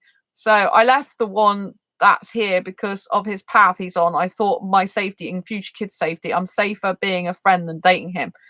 Oh, good. I didn't realize you were dating him. You have to, and you have to let these people go completely in the end. Believe me, I can't say because I have to keep people's secret secret, but I'm saying that it can come and back at you if you don't, you know, because you have to think of yourself. No matter how much we love other people, we're kind to people, right? You have to think of yourself first. You have to. You have to put yourself first, and you have to let people go. I study things like this and psychology. Yeah. I mean, I've not studied psychology directly, but I do learn a lot in to do with personal and professional development, you know? And it's not good because, you know, like there was someone who came from an asexual group, and when they told me what job they had, luckily they blocked me, thank God, for my own safety. And you know, it's unbelievable. Some of the things I found out since I say sexual, I'm like, this is stuff that you just get in movies. This is not usually real stuff, but it's really, really, really bad stuff that you see in like the major action movies. I'm like, no. So I just don't have anything to do with anyone like that. You know, I'm just don't. I don't want to be linked to it. I don't want anything to do with it. I don't want, you know, I mean, I was lucky that I'm still friends with the person, one of the people I've been friends with for a long time, because they were involved with someone, and I helped them from afar get away from that person, even though I didn't physically intervene. Luckily, I managed to get their mind back because this person had like taken over their mind.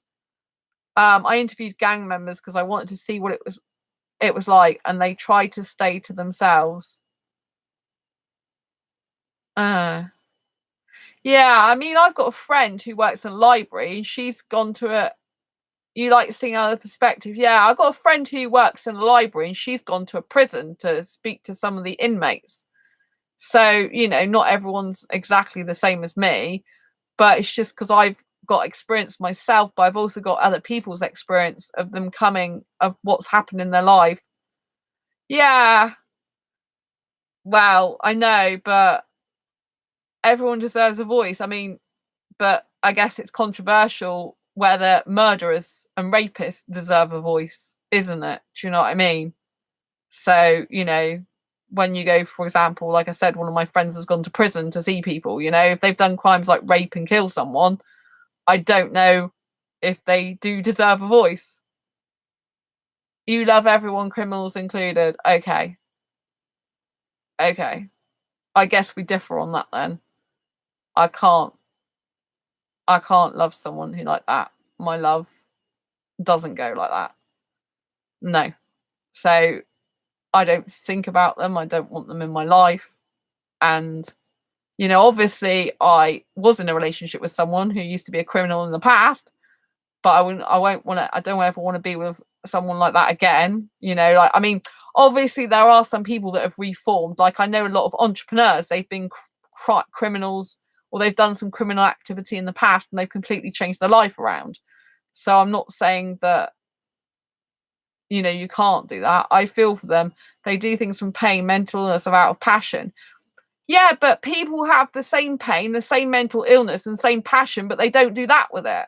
You know, there's two things everyone has within them: good side and evil side, right? Everyone, right? Whichever you choose to activate, right? The people that do these hideous crimes, yes, they do have pain.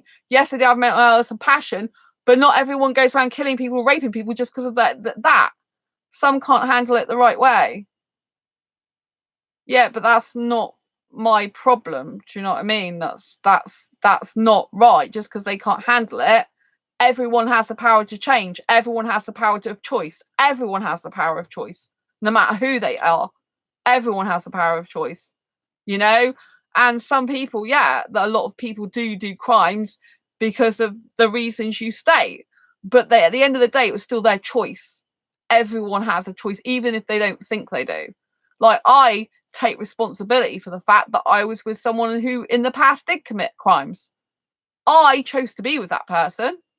Do you know what I mean? I don't say it was anyone else's fault or anyone else's responsibility. You know, I've been in abusive relationships.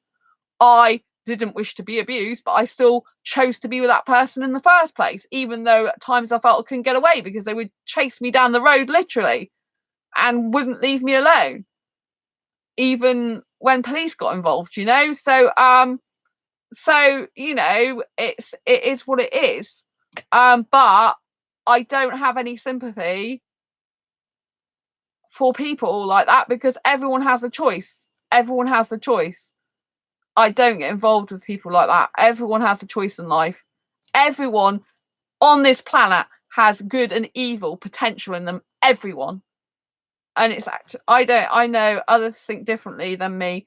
For me, nobody is truly evil nor a monster. If someone hurt or killed someone I care about, I'd wish they didn't get death sentence. And if someone hurts or kills me, I request they don't get death sentence. You're very different to me on that then, I have to say. I don't, I mean, I personally don't like pain, so I personally, you know, don't think about the death sentence because I don't like pain. Like electric chair, all that stuff. But I mean, that's your choice, isn't it? You know, it's good we're all different. But I don't, I personally have a different view on them. I think everyone has a choice, you know, everyone has a choice. And some people that are mentally ill, they use it as a excuse for their behavior. If I didn't find how to control my emotions, I'd end up in jail. I feel what they feel. Oh, right, okay. That's interesting. But you do, that's the difference, you see. Everyone has the power of choice.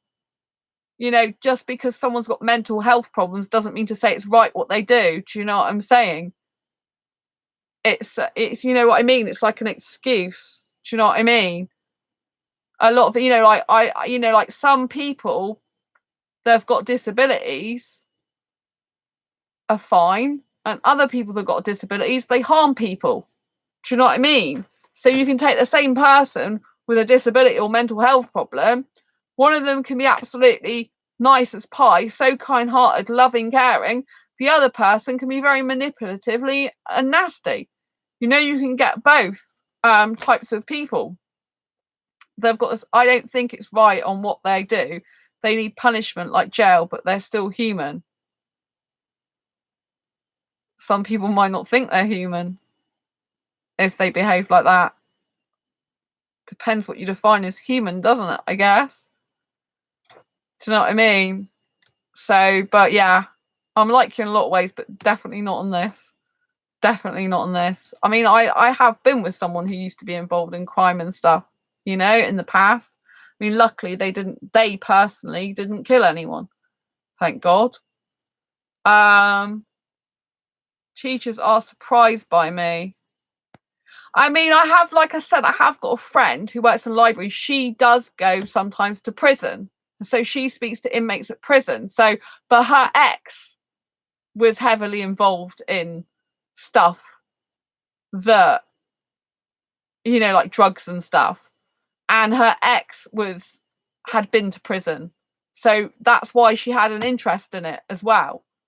When I say ex, he died sadly, otherwise they'd still be together. He died very young. But yeah, he'd been to jail. So she had like an invested interest in it because obviously the guy we both used to go to school with. So I did actually know him before he got into crime. So yeah, and I really like my friend's a really nice person. She's very kind-hearted, but you know, she had an invested interest because while she was with him, she was involved in that type of life because she used to go to see him, I think, in prison. So, so she had an invested interest. Growing up on Criminal Minds and Cold Case made me realize how different people operate. In my interest in psychology was born and need to understand others. Well, I like to understand others, but just because I understand others doesn't mean to say I agree with them or what they do. Do you know what I mean? So I think that's a difference, because I like to understand others, but I don't have to agree with what they do, and I don't have to agree. I mean, I understand others are very manipulative. I understand that some others I don't agree with what they do. Some other people hide behind things. Like the number of people that some people are genuinely mentally ill and insane, right? But other people, they hide behind their mental illness as an excuse for bad behavior. Do you know what I'm saying? Instead of like correcting their behavior, they just use it as an excuse to carry on being badly behaved. It's like, I mean, no one's perfect, are they? I treat them just like a human and not a monster. Well, it's up to you what you do. You are what you are. I'm just different. I mean, obviously, I was with someone who used to be involved in crime in the past, but I wouldn't be with someone who is involved in crime again. So, and I never expected to be, because it isn't me. I'm the opposite to that type of person. I'm the opposite to that person. And they weren't good with me. They were good in terms of sexually, but not in terms of others. I respect others' views and understand others' views. Yeah. I mean, I think if you've been subjected to abuse and stuff, I don't think someone who's been subjected to abuse is gonna really think that that person, is great. I just don't think they are. And I just think we can understand everyone. We can go around understanding absolutely everyone's motives, but it doesn't make it right. Do you know what I mean? There's so many things on TV that have murder cases and stuff like that. I don't, people watch them, and the reason they're popular is people watch them. And to me, that's like just keeping people committing murders. It's like the amount of television programs are on that are involving real crime, and thousands of people are watching it because they're intrigued by it. It's like, hang on a minute, you're creating an audience for people to go and do this stuff because you're watching it all the time. There's been people that didn't want their attacker to be sentenced to death. It's rare. Yes, I know there might be people like that, but I don't get involved in like that. I don't even want to think about it, to be quite honest, because I don't want my mind going that way. I like to keep very good. Like, what we think about, we attract. I don't want to attract criminals. Criminals can stay in their own compartments in their own life, doing whatever they do. I want to stay in my own zone, which is a nice, positive zone away from that type of life. I don't want to get involved in that, anything to do with that type of life ever again. Like I said, my ex was involved in crime, and I found out just more how much before I split up with him he was. I can attract a boyfriend. I don't want to attract a boyfriend that's a bad guy again for me. I've had enough of them. I don't want that type of life again. So the last thing I want to be doing is talking about people like that. To me, I don't agree with people who rape people, who attack people, who are horrible people, doing stuff to nasty things. I don't agree with them. I will never agree. I think everyone's got choice in their life, no matter how much I could psychologically understand why they do it. Just because someone has a reason for something doesn't mean to say it's not an actual excuse. And they shouldn't be doing it. I can't condone it. I can't agree with it, and I can't think it's good. You know what I mean? There's always good and evil in the world, and personally, I don't want to get involved with evil in any way, shape, or form. So, you know what I mean? Just don't. You can attract a BF. Best friend or boyfriend, do you mean? I got best friend. I meant that you can attract one you want. Have you seen The Secret? I have seen a YouTube version of the film The Secret. Yeah. I've seen it's a Law of Attraction movie, isn't it? I've seen the YouTube version of it. You loved it. Yeah, so that's why, I don't want to be talking about people who commit all these crimes and stuff. This is not good, me talking about this, because what you talk about, you attract. So I want to get off this and start talking about the type of guy I do really want to be with, which is not that type of guy, or any people that commit crime. I don't want. They can have their lives, live it. I don't want to know. Do you know what I mean? I want to attract good things into my life. I do a lot of personal work on my mindset to keep my mind really, really good. Tonight, I've been talking about a lot of stuff that isn't good, which isn't good. If you're listening to this video now, don't start talking about things. No, I don't get involved with ghosts. My mum can see them. I don't get involved with them. I don't want anything to do with them. I don't want anything to do with them. I need to maintain my own positive mental attitude. I don't like the dark. I hate the dark. I have to sleep with the light on. That should answer everything about ghosts that you need to know. Can't stand it. So no, I don't want it to do anything evil, anything to do with devil, anything to do with ghosts, anything.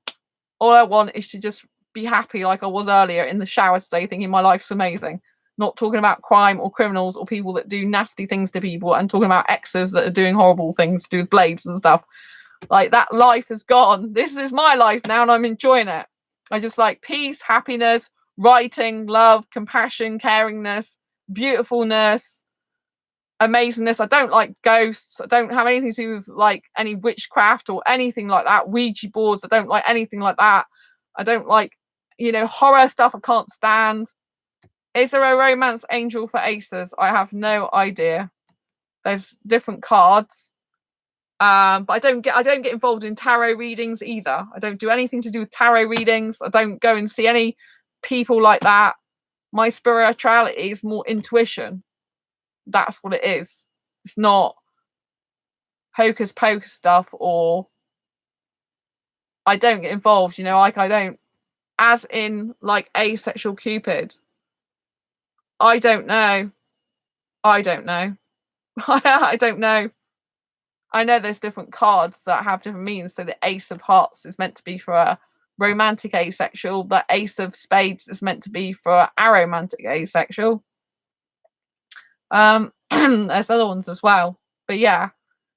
But no, I just like having a very, very nice, very, very good. You're making a book about asexual Cupid. Oh, right. Okay. That's interesting. I don't know. But I'm surprised you've seen The Secret, actually. Most of the people I know haven't seen it who are younger, which is really good you've seen that.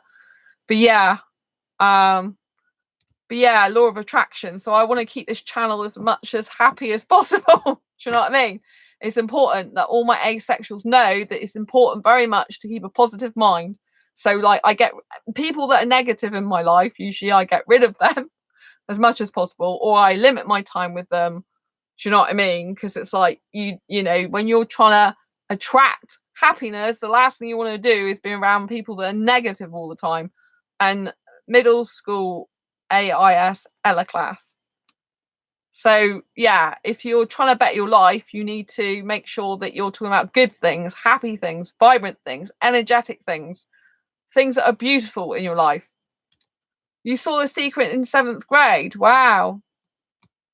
I didn't know about it. If anyone's watching this and they don't know what The Secret is, if you Google The Secret on YouTube, it's supposed to be it's the law of attraction. It's supposed to be like what you think about, you become, and there's laws of certain different things you can do that make things happen. Yeah. You believe in it. Yeah, I believe in the law of attraction, but I think you have to have action as well. I don't think, and you got to be very careful with law of attraction that you don't attract the things you don't want. Like, that's why I want to get back to talking on this channel about nice things, not things I don't want in my life. Do you know what I mean? I only want good things in my life, beautiful things, happy people, people that make people's lives more happier by being in it, people that want to put life into people, not take it away, people that want to make the world a better place, people that want to love each other and be kind to each other, everyone kind to each other and love each other. You have an idea?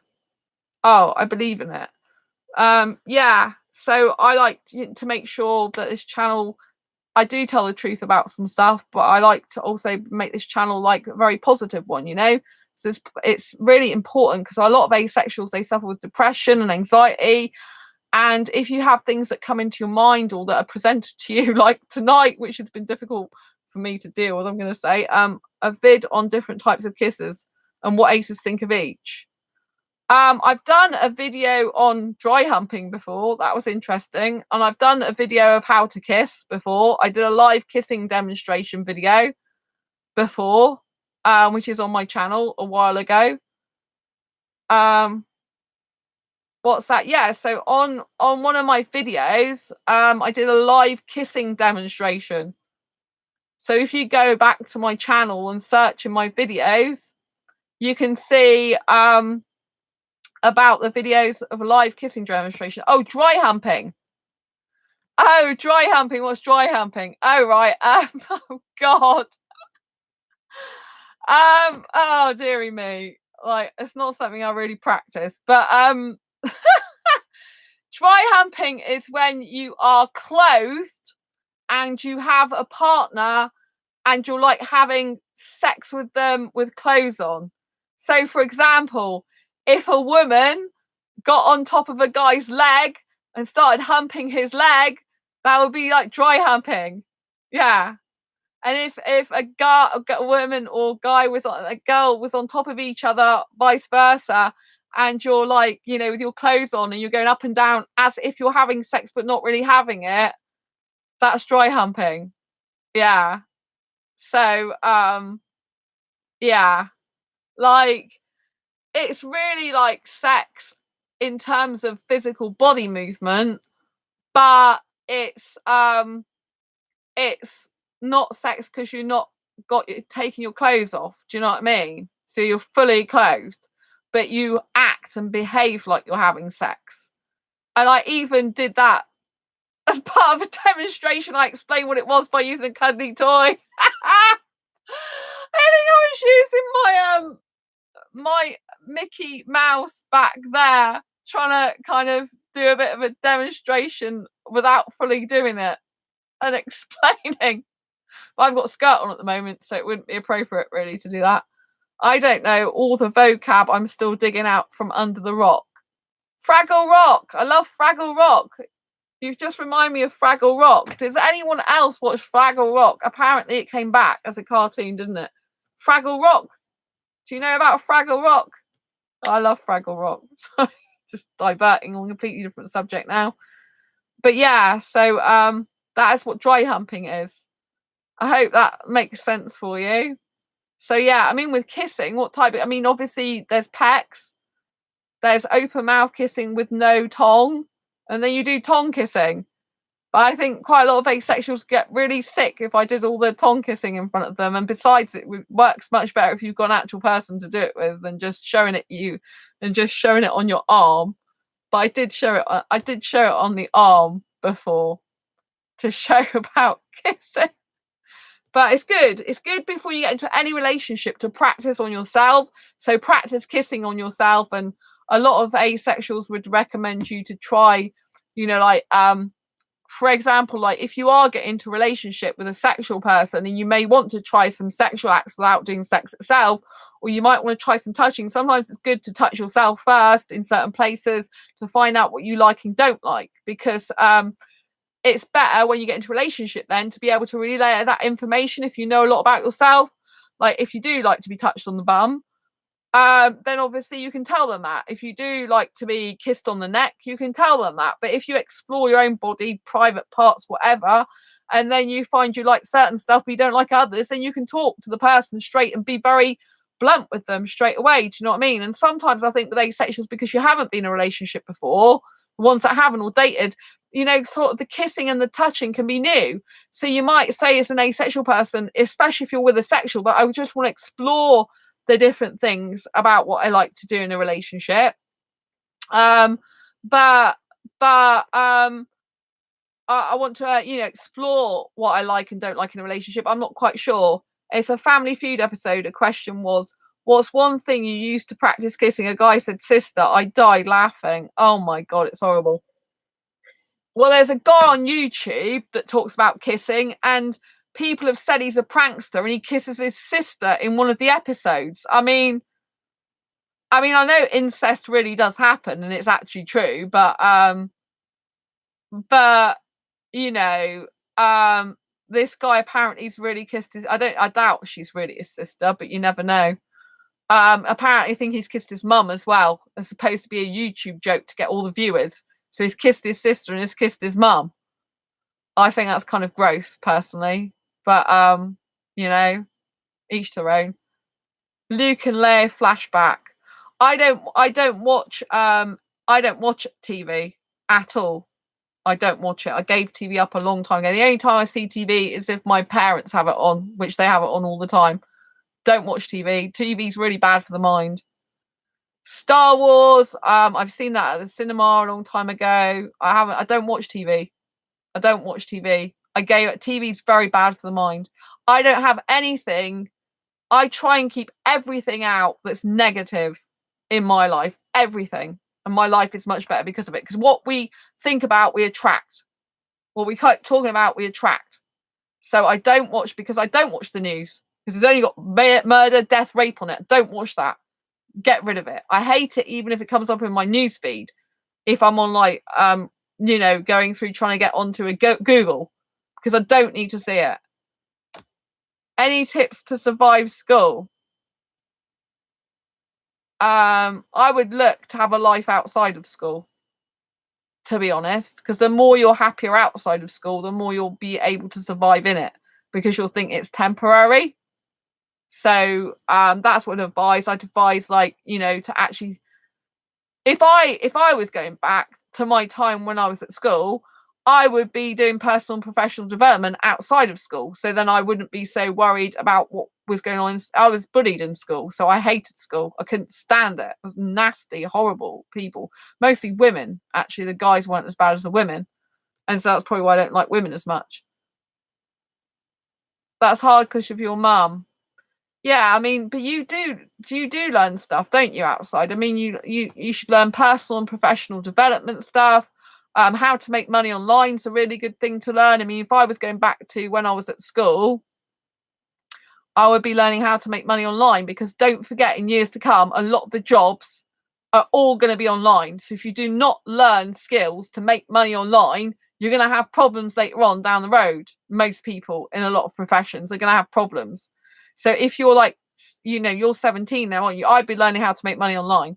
I'd be learning how to have my own business and make money online and fend for myself. That's what I'd be doing if I was to go back to my life. That's what I'd be interested in doing, making money online, because making money online takes absolutely years to learn. I've been learning about it. So other than doing this channel, I do other stuff. I've been learning about it for 7 years, personal and professional development, and how to make money online. And it's not as easy as people make out, believe me. It's quite, because even if you're passionate about something, even if you like something, they say to make money about your passions, but at the end of the day, if people don't want to buy the product or thing you're passionate about, or you can't sell it, can you, to an audience who don't want to buy? Do you know what I mean? So I do a lot of stuff. I do some affiliate marketing and things like that. And one of the things I've been doing with affiliate marketing, I just got paid on recently, which the money's gone towards my fibro book. So I was so pleased. I was really didn't expect it to come. So I was an affiliate for a product and I forgot all about it. And then I got paid this last week, and that money's gone straight towards my printed version of Fibromyalgia Self-Help Handbook. And I'm so glad, because I had to buy a new phone. This phone was really expensive. It's a new model, which I don't usually buy outright. Brand new phone, because mine literally broke. This phone here is a brand new phone. And so I usually don't get a new phone, right? But it's brand new. It's A10 model. And so, I got that because my old phone, it stopped charging. And when I took it into the EE shop, it burnt her fingers. So it was faulty to dangerously faulty. So I had to go and buy this 140 quid phone. And I wasn't expecting, I put money aside for my book. And I like the money I put aside for my book, I had to use on my phone, and then luckily I had some money come in from that. So I paid this guy to do the interiors. I have to hide who I am. I'm slightly nervous. But you told me I'm stuck with the perv in my class I talked about in the last video with you. Oh, right, okay. Well, with your mum, you told me you're really strong, right? You told me you're really strong. You're fearless, so you should be like that with your mum. Do you know what I mean? Because you are fearless in every other aspect of your life. So he's a human being, not a stone or a tree. He has some feelings, think. What are you talking about? Hello, by the way. Yuva. Right, I'm stuck with the perv in my class I talked about in the last video with you. Well, how did it go? Mum has power to take away my phone. Okay, so with your mum, keep to yourself.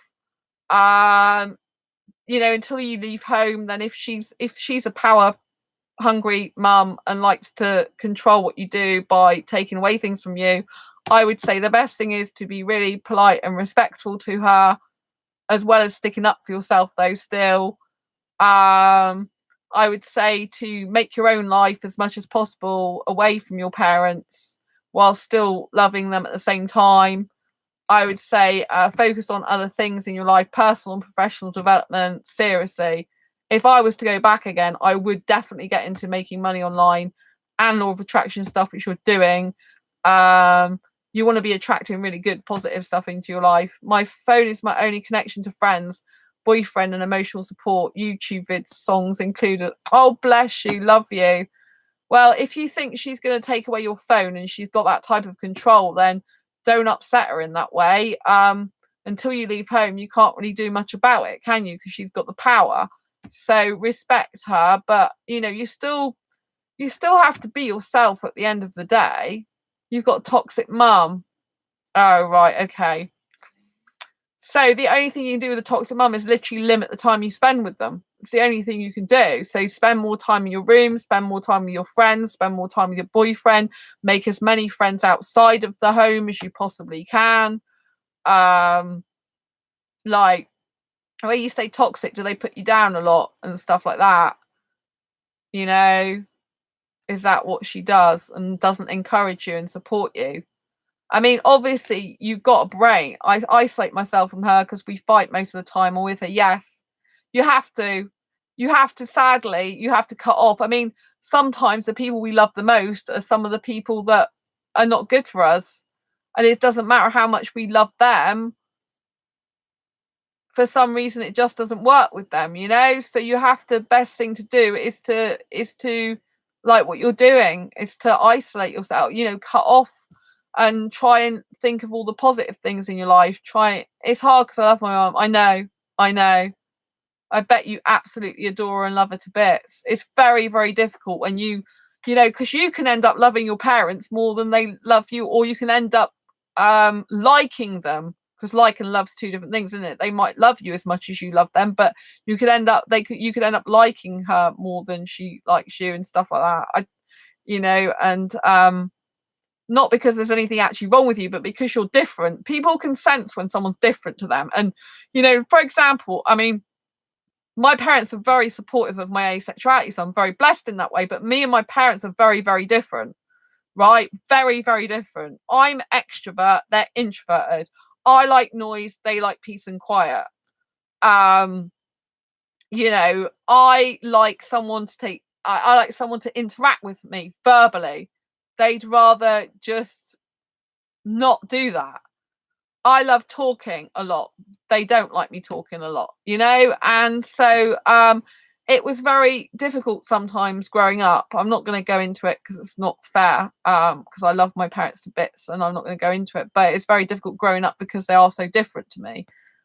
Yeah, exactly. I love to talk too.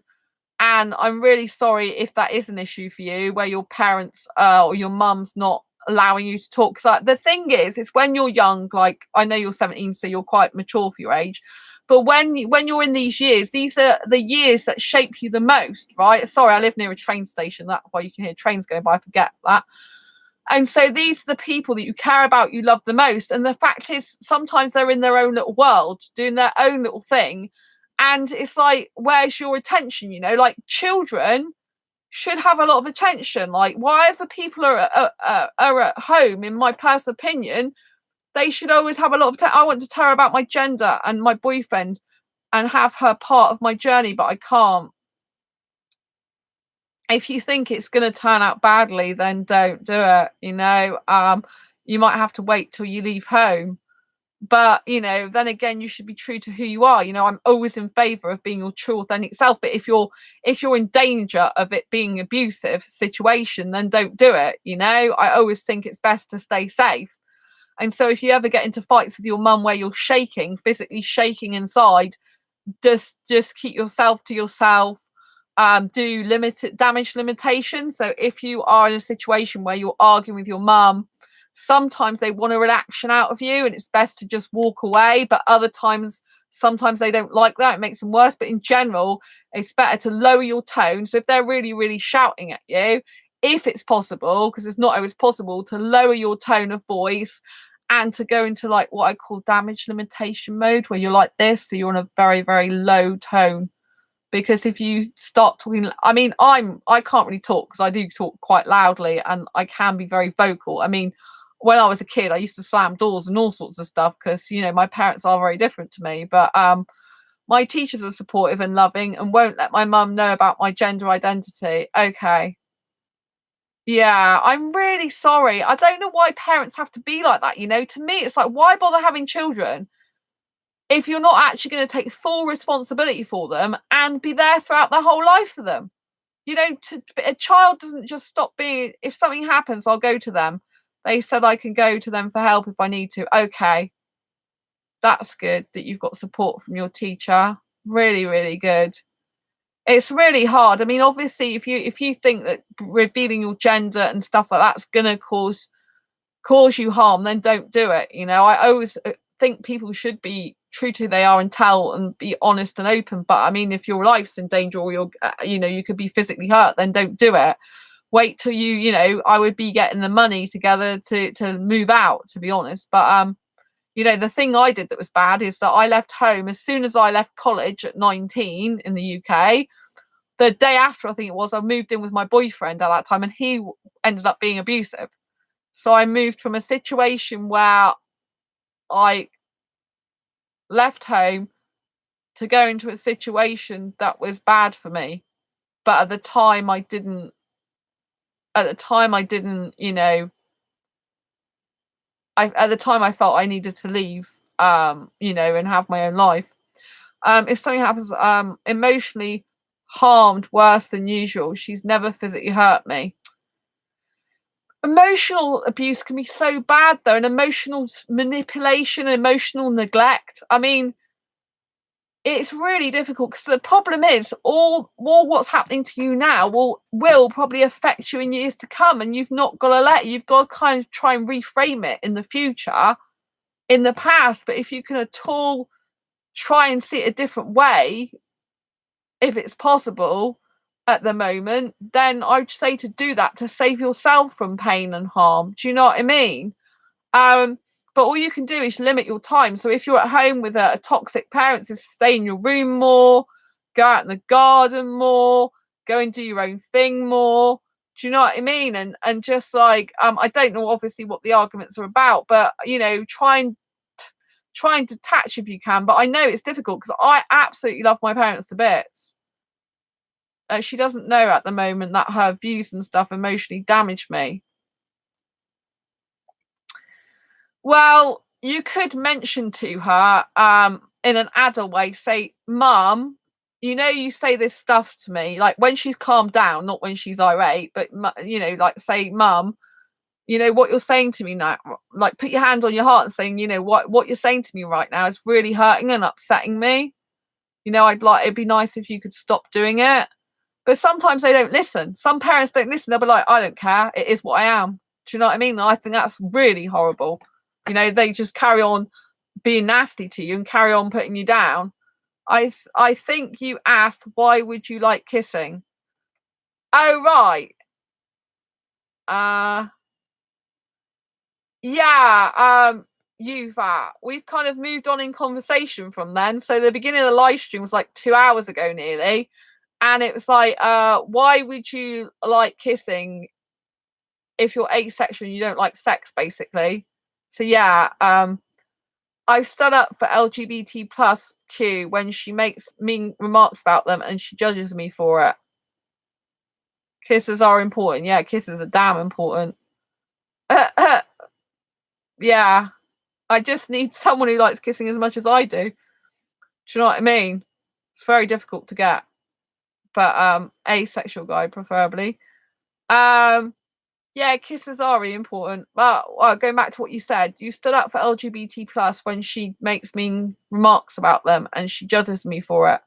Well, what you should do is turn around to her hypothetically and say, so what if I in years to come decided that, you know, that I was actually part of the LGBTQ community? How would you feel then? And just do it to her hypothetically.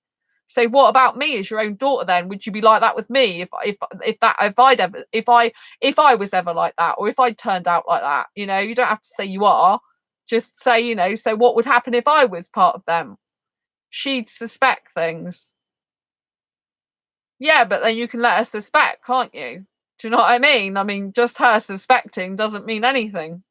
Do you know what I mean? Like, so mums have a weird mum sense.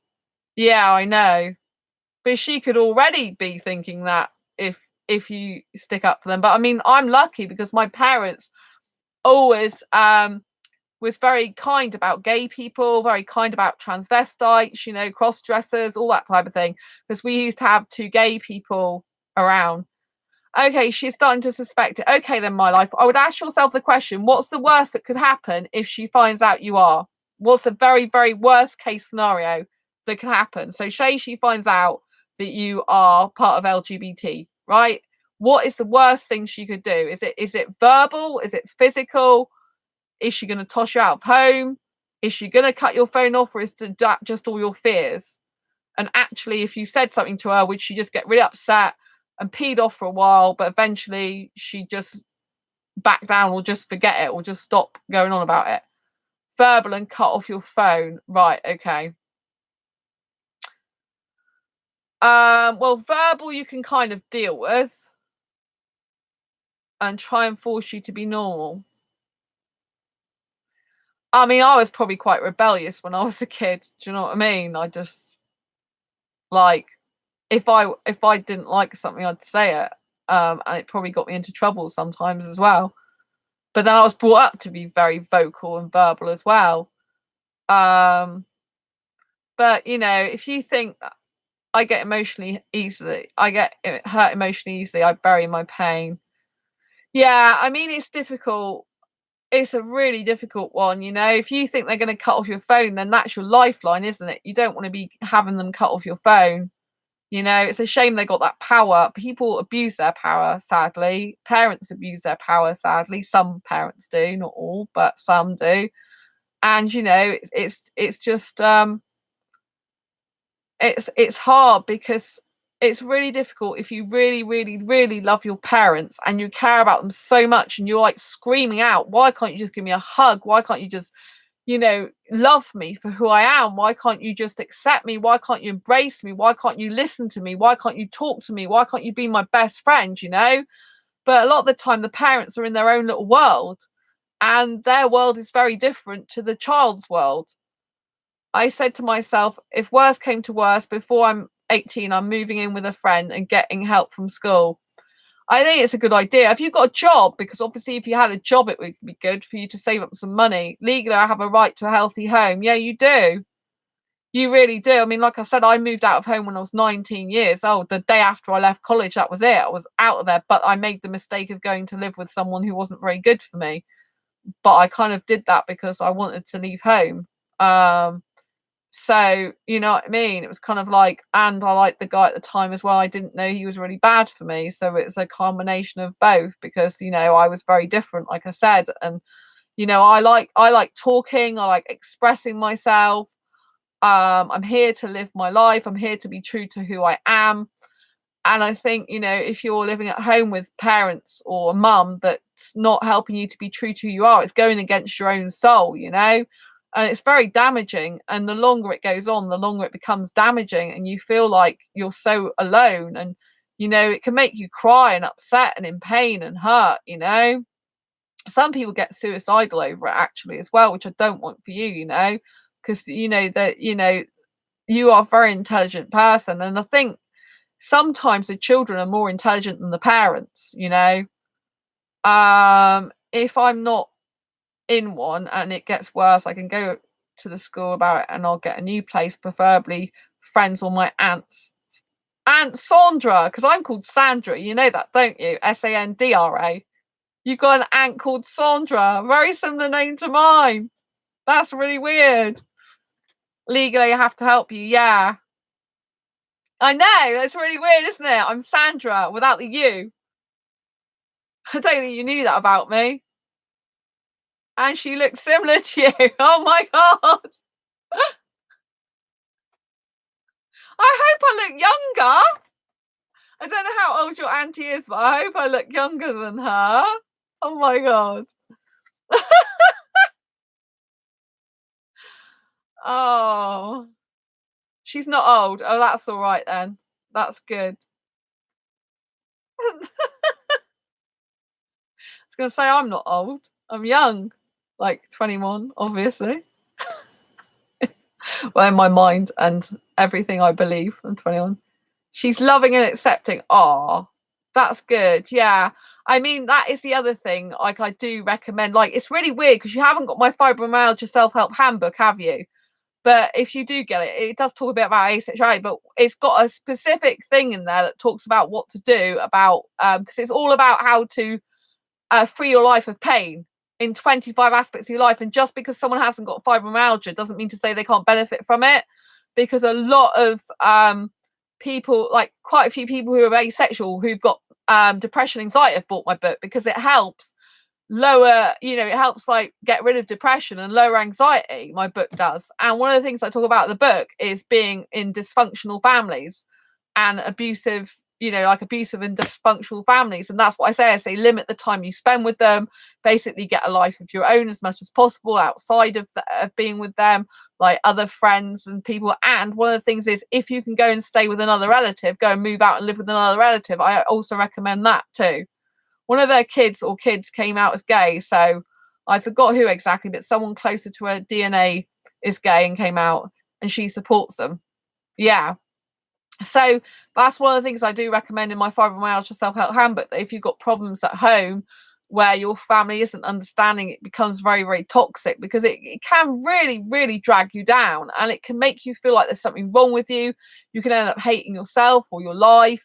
And life is too short and precious, it really, really is. And I just think it's so sad when it's your own family that treats you like that, but I've known a lot of cases of it, not, other people who told me about it, some of the asexuals in the groups and stuff like that.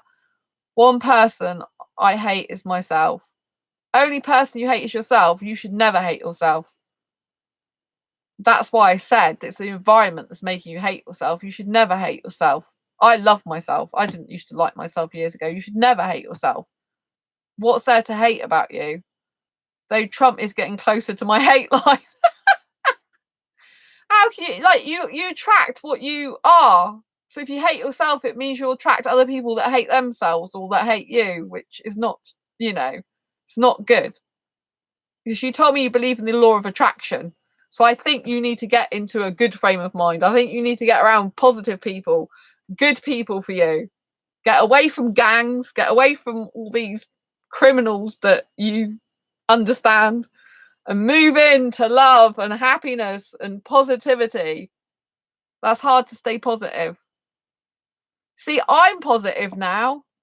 I've moved away from that life. Like today in the shower, just having this moment of bliss and happiness. Bliss and happiness. I think I'm so happy right now. And that's because I'm living my life. You know, I've had to make changes recently. I have to keep changing myself because I have to, what I call upgrading myself. You know, I'm trying to upgrade myself. It's not easy because I keep slipping into the old habits. You know, it's like I would want to do all my books myself. Now I've hired someone, paid someone to do the interior of my fibre book. If they're good, because they've done the corrections, I've got to check them tomorrow morning. Then with their first draft, they come out with corrections, right? This guy has gone above and beyond what I expected him to do so far. And he's made the corrections, so I've got to check it in the morning. And, you know, and I've hired him because that would be a bad habit. I would want to do everything myself. And if he's good, then I'll hire him for my asexual books, and it'll be great because I can get books out quicker for you guys. What my boyfriend and friends are my only at the moment light, and I can't see a lot of my friends and hardly get to see my boyfriend. Well, I think you have to, like, you know, I want school to be the best this year, but with the lack of socialization, it's hard. I think you have to focus on yourself and self-love and self-worth, if I'm honest. And you have to, I think you've got some negative forces in your life at the moment and evil stuff going on. And I know that you want to love everyone and that's your choice, but I just think you need to move away from that into love, light, and happiness and self-love. I really think you need a lot more self-love, you know, because you've got a good, kind heart. You just in bad situation. And I think, you know, I think you have to move into love and light because, you know, you've watched The Secret, right? You know the law of attraction, and you know if you keep thinking about negative stuff and negative people, and you'll attract those type of people to you. You do know that, don't you? Since I haven't gotten to talk to friends much, I've lost ability to talk to random people in class. But you're very sociable. Like, we have amazing chats on here, and we've only just come to know each other. And we talk about everything. I think about positive things more than dark. Well, it's good because I think you've got quite a lot of these dark things dangling in the background. And as much as I appreciate you've got a kind heart and love everyone and everyone's one, and I do get that from the law of attraction sense, I personally don't want to associate myself with being at one with all types of people. Face to face, it's hard to chat with people. Yeah, but that's just practice, isn't it? All it is practice, and just talking about random things like, oh, it's great weather today, or like, what type of book are you reading at the moment, or I like an item of clothing. Well, maybe if they're the opposite sex and they fancy you, best not say it. It's like I get energy from being around friends. Yeah, you're extrovert then, I'm guessing. You're an extrovert or introvert? Because you sound like an extrovert to me. Because I get energy from being around friends. Like if I have an asexual meetup, I feel so energized afterwards. Like once I see, oh, you're ambivert, so someone who's in between. Yeah, so for me, if I have an asexual meetup and I meet with asexuals, like my friend's coming down next month for 5 whole days. So we got an official meetup on one day, but I'm spending 5 days. He's having 4 nights in the hotel with my best friend, asexual friend, and we're just doing stuff together. And I know when he comes, I will just be so excited and energetic. But I've got more energy lately back in me because I've got various things I've been doing to help myself. And one of them is going out dancing. Like I come back on this channel and say I've been out dancing, and you don't know what it's like to go out dancing. It's just like my soul. I like this week when I was dancing on Tuesday, I'm just like listening to music thinking this is my soul, because I'm really young. I don't care what people say about my birth certificate age or think. I'm really young. As far as I'm concerned, I am like 21 years old. I really believe that inside, that I'm very much like 21-year-old. My mindset's like that. I've trained my brain like that to be whatever age I want to be. I have social anxiety in a lot of situations, but last school year was my best I've ever had, and had negative stuff going on, but had lots of contact with friends. Well, if your friends help you, then I'd suggest that you go and spend more time with them. You should be spending more time with people that energize you, that make you feel positive, and getting away from the negative. So you should subtract the negative from your life as much as possible. This means like getting rid of stuff on TV and all that type of rubbish. I'm a pack animal, not a loner. It's hard to not be around my pack. Well, then, if you need to be around people, you need to be around people. So you need to make that your mission to be around people then as much as possible. Do you know what I mean? You need to, you know, like your truth is in your soul. You know what your truth is, so you need to be around people. You try. Is it because you can't get to see them? Is it because school gets in the way? My schedule makes it hard. Right, okay. Um, all I can say is schedule time into your diary and calendar with them. I mean, because of everything I do, like if I want to Skype date someone, for example, I'm quite happy to Skype date someone so long as I put it on my calendar or in my diary and I work my work around it. I mean, some nights obviously I can't do it because I'm working already. So, but I like to Skype date, like have a like 7 days in advance of Skype dating usually. But if not, like a few days notice is good because I need to schedule it in. So I actually put it on my calendar. Like if I self date, I will stick that on my calendar. So I think you should be organized, make it an organized thing so that if you know that you need to be with people every week, you should be thinking what, like if you want to devote 1 day to seeing your friends, 2 days, 1 evening, 2 evenings, and you should have set times that you have as habits that you fix so that you're always seeing them. But obviously you've got to make sure they want to see you at those times and days and try and fix something so it's regular for you every week. Do you know what I mean? So you've got that time to look forward to. Like it's difficult for me because I'm not in the financial position I wished I was at the moment. So going out dancing, is taking more money than I was spending before. But I feel so much better because of lack of seeing friends. I started to go back from improvement to unimprovement. So you've got to change it, haven't you? If you know that seeing your friends helps you, you've got to go back to doing that. Like I only had the guts this year to go back to clubbing. Right, I've been living a life that's not totally me. What I mean by that is I was hanging around it, like I've got my best female friend, right? I absolutely love her to bits, but she's older than me. So the environment we usually hang out in with her crowd and in her sense is too old for me. And so this year I had to tell her that I need to spend more time in a younger environment. And that was difficult because I love her to bits. We've been best friends for like nearly 8 years now. And that was really, really hard. But it's part of my soul. I need to go out dancing in younger places. It's who I am. And I feel happier now. I'm really, really happy. I told my guidance counselor she knows I need more socialization and is trying to find a way to help. So, I mean, so the problem's your schedule. So you need to organize and manage your schedule better. So spend less time with your mum who you're arguing with because that's no good for you anyway. So that frees up the less time you spend with your mum. Obviously you'll want to spend some time with her because you love her, but if you know it's going to cause you grief, then maybe like spend half an hour with her and think I'm not going to discuss this, that, and the other with her. I'm just going to spend half an hour saying I love you and spending time in it, in her company because you want to spend time with her.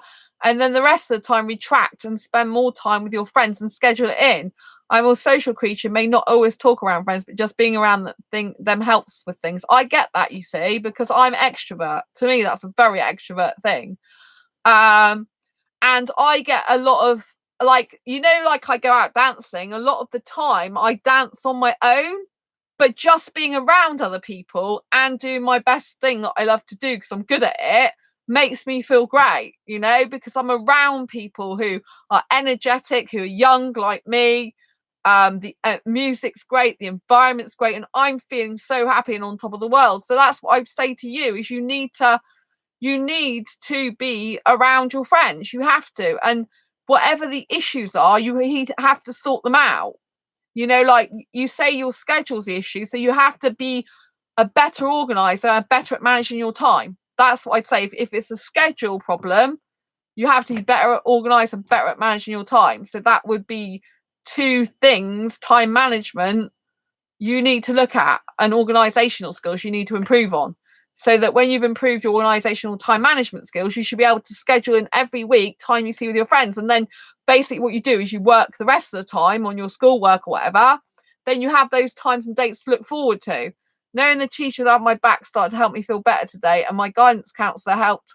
We talked for an entire block, basically almost 2 hours. That's really good. A bit like we've done today. Like we're over 2 hours and 18 minutes at the moment. But yeah, it's really good. I mean, you need as much support as you can. I mean, especially in your younger years, this is all when you're growing and learning and you're meant to be, helped along the way. and to be having a good environment and lots of love and care and attention. And it can really have a adverse effect when you're older on your life, because it can cause you some trauma that goes throughout your life daily. But I mean, try not to let it, because whatever's happening now is not going to be your situation years later. Things come and go. The future's not the same as the present. Anything can happen, everything can get better. That my counsellor gave me a men's care product is a unisex, and it helped even more. Oh, that's good. That's really good. You do need some support with your gender fluidity. Because if you don't feel like the gender totally that you're presented with in body, that's going to cause you a lot of you said dysphoria, didn't you? And that's going to cause you a lot of issues in your mind, like mind body correlation. I mean, obviously, I don't know where it's better to try and start doing mirror work to love your body, or if it's best to just cover it up and try and forget about it, because you want to probably change later on, don't you? Oh, that's really good. You cried because you're so happy, because they accept you for who you are.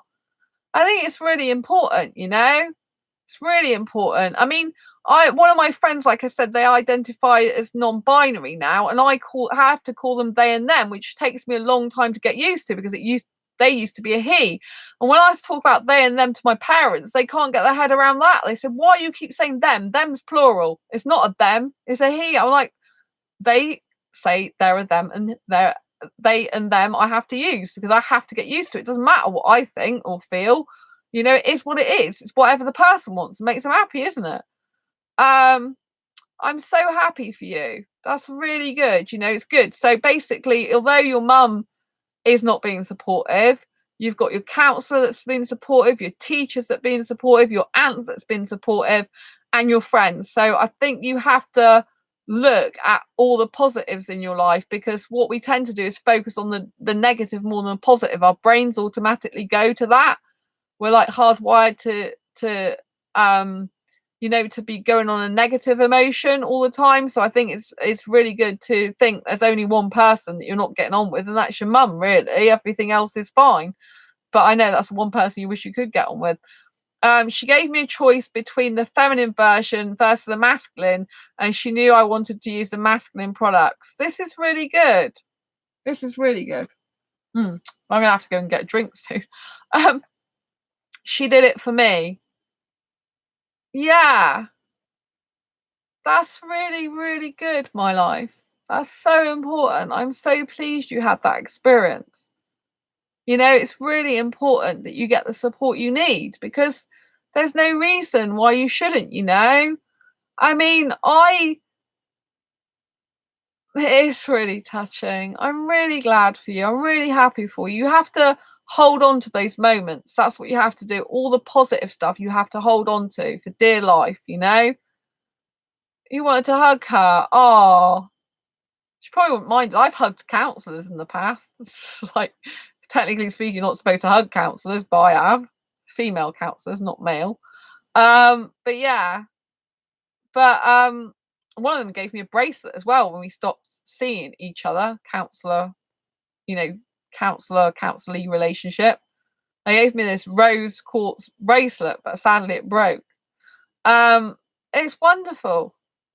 That's what you have to think. You have to think of all the positives in your life, and you will have to like move out of home and get out of that environment, that toxic environment for you, because then you can tell your mum what you like. I want to make her a gift and thank her, and a thank you letter, because simple words aren't enough for how happy I am over it.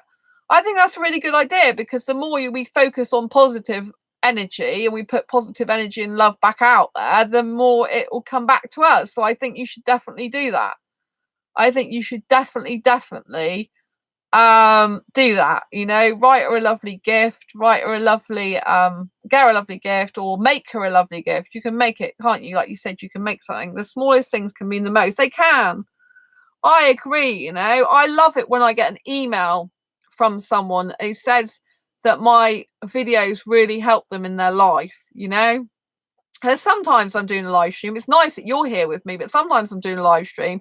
Heather comes on quite a lot as well, which is great. But sometimes I'm here and I don't have anyone that's particularly watching me live, and it's like, you know what I mean, you're like talking to yourself, but you know someone's going to watch the video later on, so it's fine. But you know, when someone emails me or messages me and say, oh, your videos are really helping me in my life, your videos are really helping me, you know, I just feel so happy, because that's why I do this channel. I'm not here for just myself, I do it for you guys, do you know what I mean?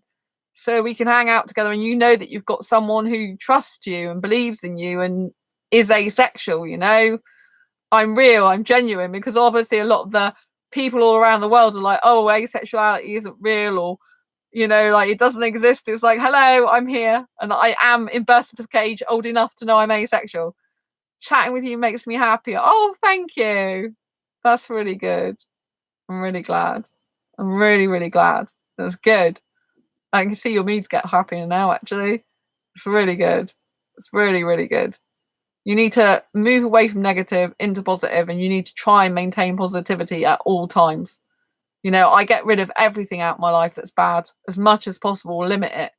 You know, it's much better, like because my mind, the mind's such a delicate thing. The mind can just bend like that and go the opposite way, and it's not good. Just makes you procrastinate. Procrastination's very hard for me. I procrastinate way too much. No, I haven't seen La La Land. I thought about seeing it. It was one that I thought about going to see, but I haven't, because I do like musicals and stuff. But I haven't seen La La Land. I saw something else at the time, and I thought, they were advertising La La Land. I thought, oh, I might like that, but I didn't know if it's too old-fashioned, because I like kind of young music. I like street dance music, street dance movies, street dance movies. Woohoo! I love street. We're singing a song in my chorus from La La Land. Oh, wow. That's probably quite good. I think I've listened to some of the music, some of the track from there. Oh, yeah, The Greatest Showman. That's one of my very, very favourite films. If you've seen The Greatest Showman, my life, The Greatest Showman is one of the best films ever. And I have the soundtrack from it. It's about 38 minutes in total, and I can't stop playing it. It's absolutely incredible. I have to say, The Greatest Showman. I figured out if I go on till I'll be baritone, because I'm alto. Ah, that's how when you do the chorus, yeah? Wow. Wow. It's good. You see, you've got so much positivity in your life now. Your teachers are supporting you, your counsellor's supporting you, your friends you like to see, you just need to see more of them. Your boyfriend loves you. You're in the chorus. You're great at psychology. Wow. You're amazing. And you're only 17. It's incredible. And you know about the law of attraction, the secret, at 17. See, you are a very intelligent person. And you know what gender you are. You know, even if other people don't, well, mum doesn't want to accept it or doesn't know about it, but probably wouldn't accept it right now. You know who you are. And that's the important thing. And you know, I talked about my boyfriend with my counsellor, and she loves the fact I'm dating him. That's good. That's really, really good. You know, it's really good. You've got to have positivity and support in your life, and you've got to get away from toxic people. And it's just such a shame when there's someone in your family, she knows him too. Oh, that's good that she knows him. That's brilliant. It's really good when, you know, someone knows someone. Yeah, it's really important. And the fact you've been friends for 3 years before is just amazing. You know, it's a very, very good foundation, you know, and hopefully, you know, like just keep your communication open with them, and you know, and explain what's going on in your life to them, so that they're not out of the picture, and make sure that, you know, you keep them close to you. My school mum thinks he's perfect for me. Oh, that's really good. That's really good. I mean, if they know him too and they know his character, that is really, really good. Very good, you know. It's really, really good. But I'm sure you know him better than anyone, you know. I'm sure you know him better than anyone. The fact you've known him for 3 years, you know, you're good judge of character over 3 years. You're gonna know them, aren't you? You know. It's really good. And like, if you get into a relationship with someone you don't know, like the first 3 months are the ones that are the telling months where they're going to change or not, because a lot of them, they're not consistent and persistent. They won't last 3 months. But when you've known the person for 3 years, it's really good. It's really, really good. I'm so pleased for you. There's so much good in your life. You have to focus on all the good stuff, all the positive stuff, and get rid of negative stuff. Like, I don't watch news. I don't watch TV. All gone. I love talking about how much I love him. Oh, that's really nice. That's really nice. It's most important that he knows it. So, is he in the same class as you or same school as you? I presume he's in the same school as you because you said your school mum knows. So he must go to the same school as you, yeah? I'm guessing. There he goes to the same school as you. Now you're blushing. Oh, school. That's good. Yeah. It's really nice when you find that person, you know, that you just know that's really good for you. You know, I haven't met the right person for me yet, but hey, I'm happy for all you guys to meet your. I kind of like feel like I want all you guys, like guys, girls, whatever gender fluid, agender, whatever. When I say guys and girls, I mean whatever, whoever, all you beautiful people. I want you all to be very happy and all to have wonderful partners and wonderful lives. That's what makes me happy, you know. Even if I don't end up having a partner myself, I still want all you guys to be happy, guys, girls. You know, when I'm saying guys, I mean in general, people. You know, not being gender specific. I plan to take him to prom when school is over next year. Oh, that's so wonderful. That's so wonderful. You know. So are you going to wear a prom dress then, or are you going to wear a prom suit? That's the big question, isn't it? Do you know what I mean? Because in proms, you know, someone who's female body would usually traditionally wear a dress. Do you like wearing dresses or not? You wear a suit. Ray. Women can look good in suits anyway, can't they? I mean, women wear suits to business events all the time anyway, don't they? Do you know what I mean? So, but I was so happy for my transgender friend. They got to wear a suit to their wedding. To their wedding, not prom, wedding. This year they got married. Yeah. And they got to wear a suit. And I was so happy because they're in a country that it's hard to be part of LGBT plus QIA community when they are, you know, in the country they're in. So I was really happy because they married a bisexual person and they're trans. So yeah, it was really good. But I'm so pleased for you. So you've got to think of all these positive stuff. That's what you got to do. Focus all the positive stuff. And you need to love yourself. You know, it's really, really important you love yourself. And it's important, you know, no matter what, that you should always put yourself first, you know, no matter what. Because only when you can love yourself fully can you love someone else fully. You've got to remember that. So you have to love yourself more and more and more, then you can give more love to other people, you know. Once you've filled your cup up and you you know, and you love yourself more and more and more, that'll spill over to other people, you know. So I'm, you know, all the time, life's a journey and what you make it, and we all have choices in life, and it's good to make the most positive choices for you, you know. Sometimes we have to change our life and it's really difficult. We have to do it, you know. Like at the moment, I love my life. School didn't used to let non-gender conforming people and other gender people wear cross-dress at prom till an ex-friend did and caused a discussion, and then the school ended up making it legal to do. Wow! Good for your friend. Wow, ex-friend, but good for them. That's good. That's a very, very good thing. You know? It's very, very good thing. There's a guy who's in my city and he runs a market stall, and now he dresses in females' clothing at his market stall. He's a cross-dresser, but he's been like that for about a year now. So like I think it was last year he came out and started cross-dressing. He like literally puts, because he has a market stall which sells some clothes. Then all of a sudden I saw him in these women's clothes, and I like see him all the time now. He serves customers in women's clothes, which I think is great. You know, I'm like, wow, that's really come out, because this guy isn't young either. So it must have taken him a lot of guts to do that. Do you know what I mean? Because he's been doing the market stall for a very long time, and then all of a sudden start wearing dresses and stuff like that and skirts and things. I'm like, okay, you know, like I was thinking good for him, you know, because it's like you don't expect to see it when you've not seen someone like that before. And I was like, oh, you like wearing women's clothes, okay? And then they just dress like that all the time, and so you get used to it now. Every time you walk past them, you're just used to seeing them like that, you know.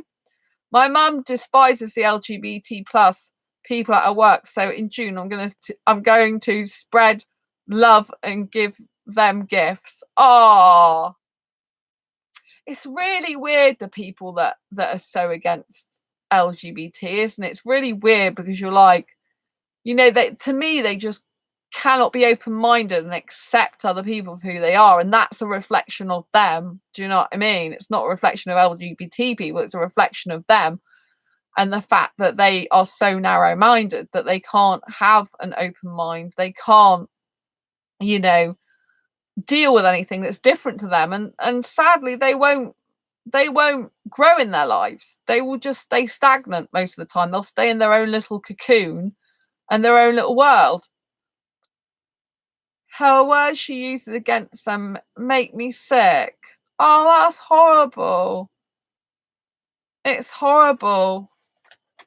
So what do you say? Do you say anything back, that you love everyone equally? Or do you just like let her rant and rave on whatever she does, and let her get on with it and don't get involved with it? I mean, sometimes it's better just to like not get involved and walk away, because like a lot of people, they want a reaction. Like a lot of toxic people, including if it's toxic family, they want a reaction. I don't know why, don't ask me why, but they want to hurt you, it seems like. Do you know what I mean? I don't like saying that, but it seems they particularly, sometimes it seems like they want to hurt you, I don't know if they want to do it intentionally. Sometimes they want to hurt you to try and persuade you to do a better thing that they think's better for you as well. So they kind of like they want to hurt you, but don't want to hurt you. They want to give you tough love, as they call it. It's really weird. I support them enough in that situation to agree with her, but at the same time, stand up for them. I support them enough in that situation to agree with her, but at the same time, stand up for them. Oh, I don't know how that would go. I mean, my parents say stuff sometimes. They're very good about my asexuality, and they're very good about gays and so I can't have her going after me. No, I know. I mean, I do think sometimes you need to walk away as well. If things are getting really heated, sometimes it's better just to walk away, because then the parent, not get involved with them. Because like from what I've learned from personal and professional development, they say like if someone's giving you a gift, you don't have to accept it. So if someone's being horrible and nasty to you, you don't have to accept it. You can just walk away, and and say, basically, thanks for sharing that. Thanks for sharing your opinion. I appreciate that. And off you go. So you don't say you agree with it. You just say, thank you for sharing your opinion with me. That's how you deal with it. So rather than saying, I agree with what you're saying, you just say, oh, right, okay. Thanks very much for sharing your opinion with me. Really appreciate that. You can even say, nice to know what you think. And then off you go. See? So you've acknowledged, because sometimes they just want acknowledgement, because they're going off on one because they feel you're not listening to them.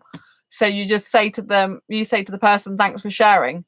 I appreciate you sharing. Like if anyone's giving you a lot of abuse and a lot of like, comments and being horrible, you say, thank you for sharing. I learned that as a technique. If I say nothing, she suspects something, I pretend to agree to make things less suspicious, but I hate having to fake it and not stand up. So just say, thank you for sharing.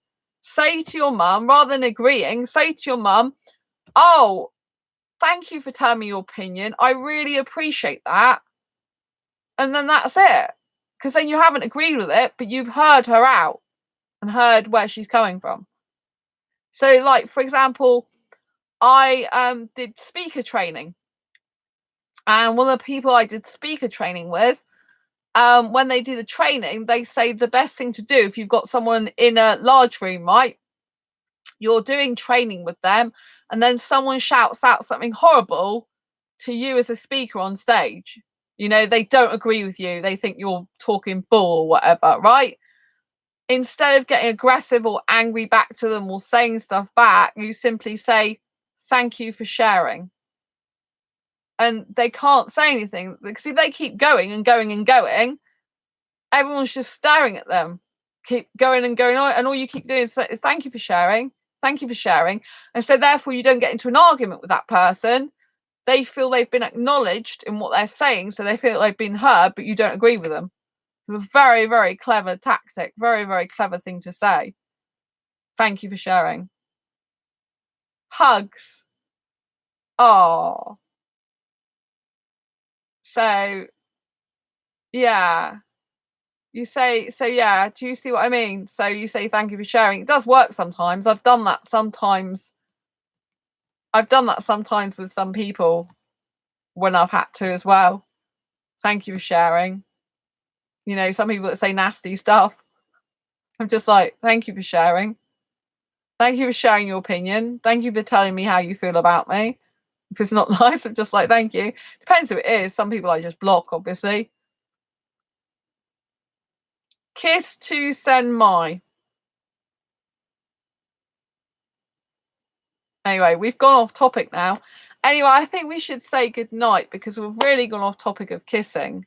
I forgot all about kissing by now. What do you mean hugs and a question mark? Oh, don't worry about Vedette. I think he's being a bit naughty. So yeah. So yes. Anyway, I'm going to conclude tonight's video.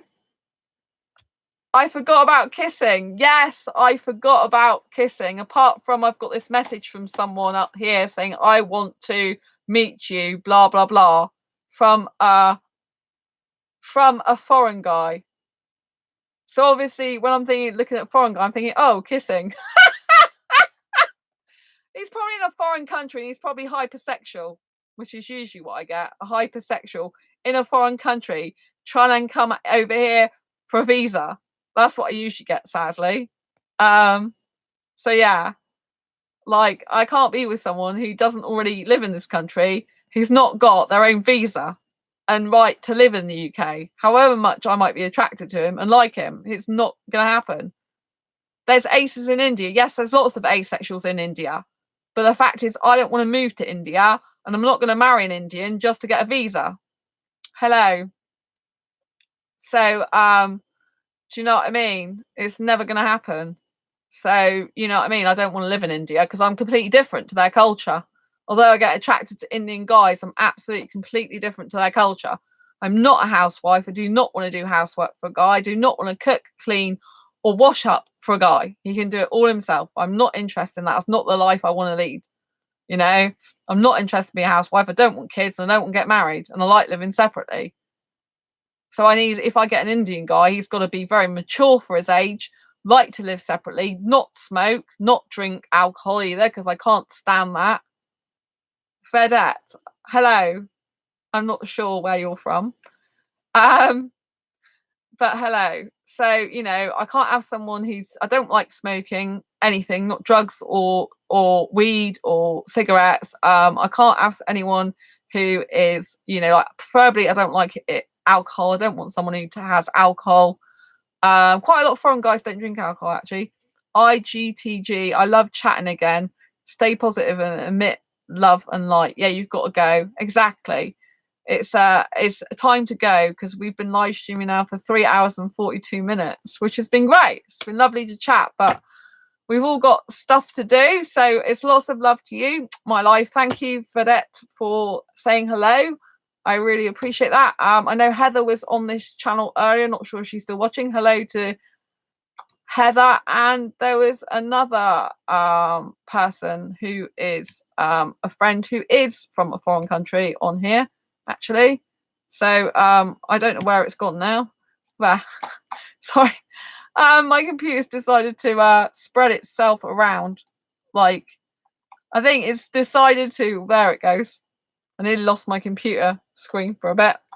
But yes, so there's someone else who's in one of my asexual groups, I think, who is foreign. He's actually very good looking, but he smokes as far as I know and doesn't live in this country. But he was on here earlier. So hello to you if you're still watching. Nice to see you. So yeah, anyway, I better conclude for tonight. Love you all dearly. Thank you so much for tuning in. If you like this video, please give it a thumbs up.